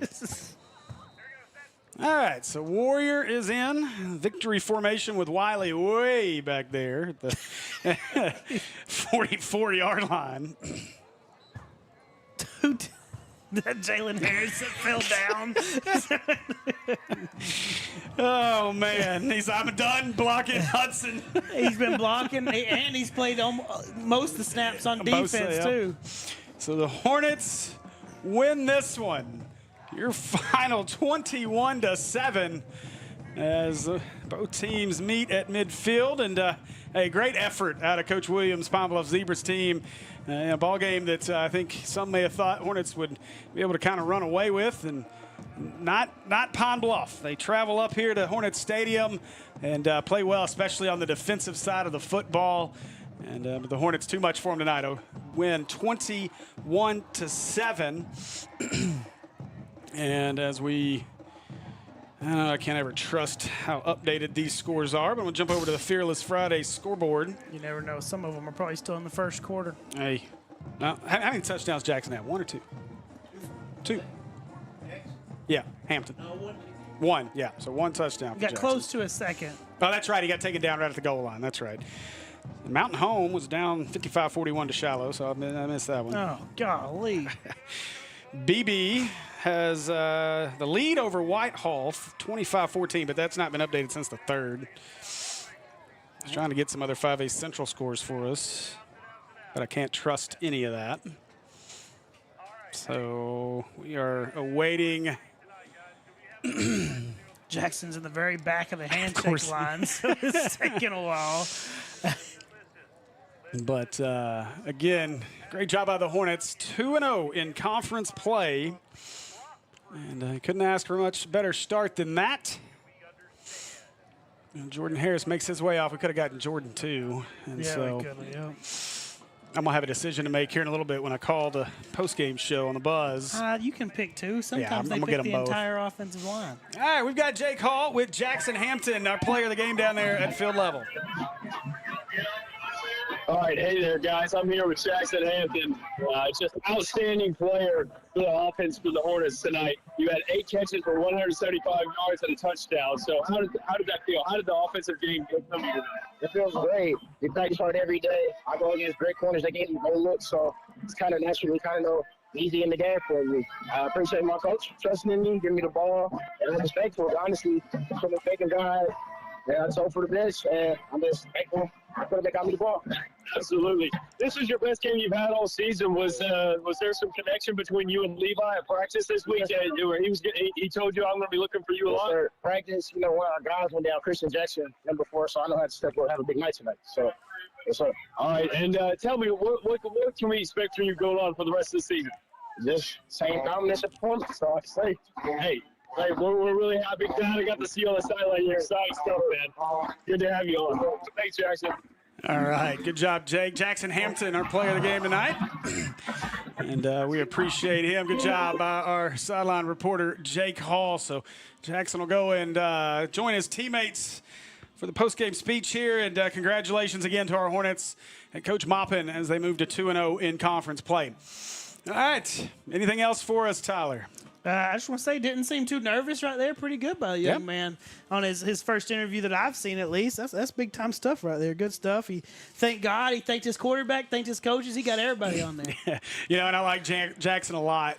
We got to spend a little time with him through basketball season, but got some time with him last year, and in that situation. But when I saw him at that first practice of fall camp, and I was like, dude, you've put some mass on coming into this season. He's looking bigger, and then unfortunately had the hand into the pinky injury or the finger injury, and that kind of slowed him down a bit. Got banged up a few times here or there throughout the year, but as Jake said, by far his best performance of the year so far on this early season. And you got to think, as he said, not having Christian Jackson out there, sometimes that's you think that having that number 2 guy who can take a lot of that attention away from you will help Jackson, but having all the targets basically coming your way was a big part of the game tonight for Jackson. Yeah, that's the thing, and you kind of expected him to try and double team him because he didn't have as much of a threat out there, but I mean he was ready for the task. He said they talked about it. Him and Levi definitely worked on it this week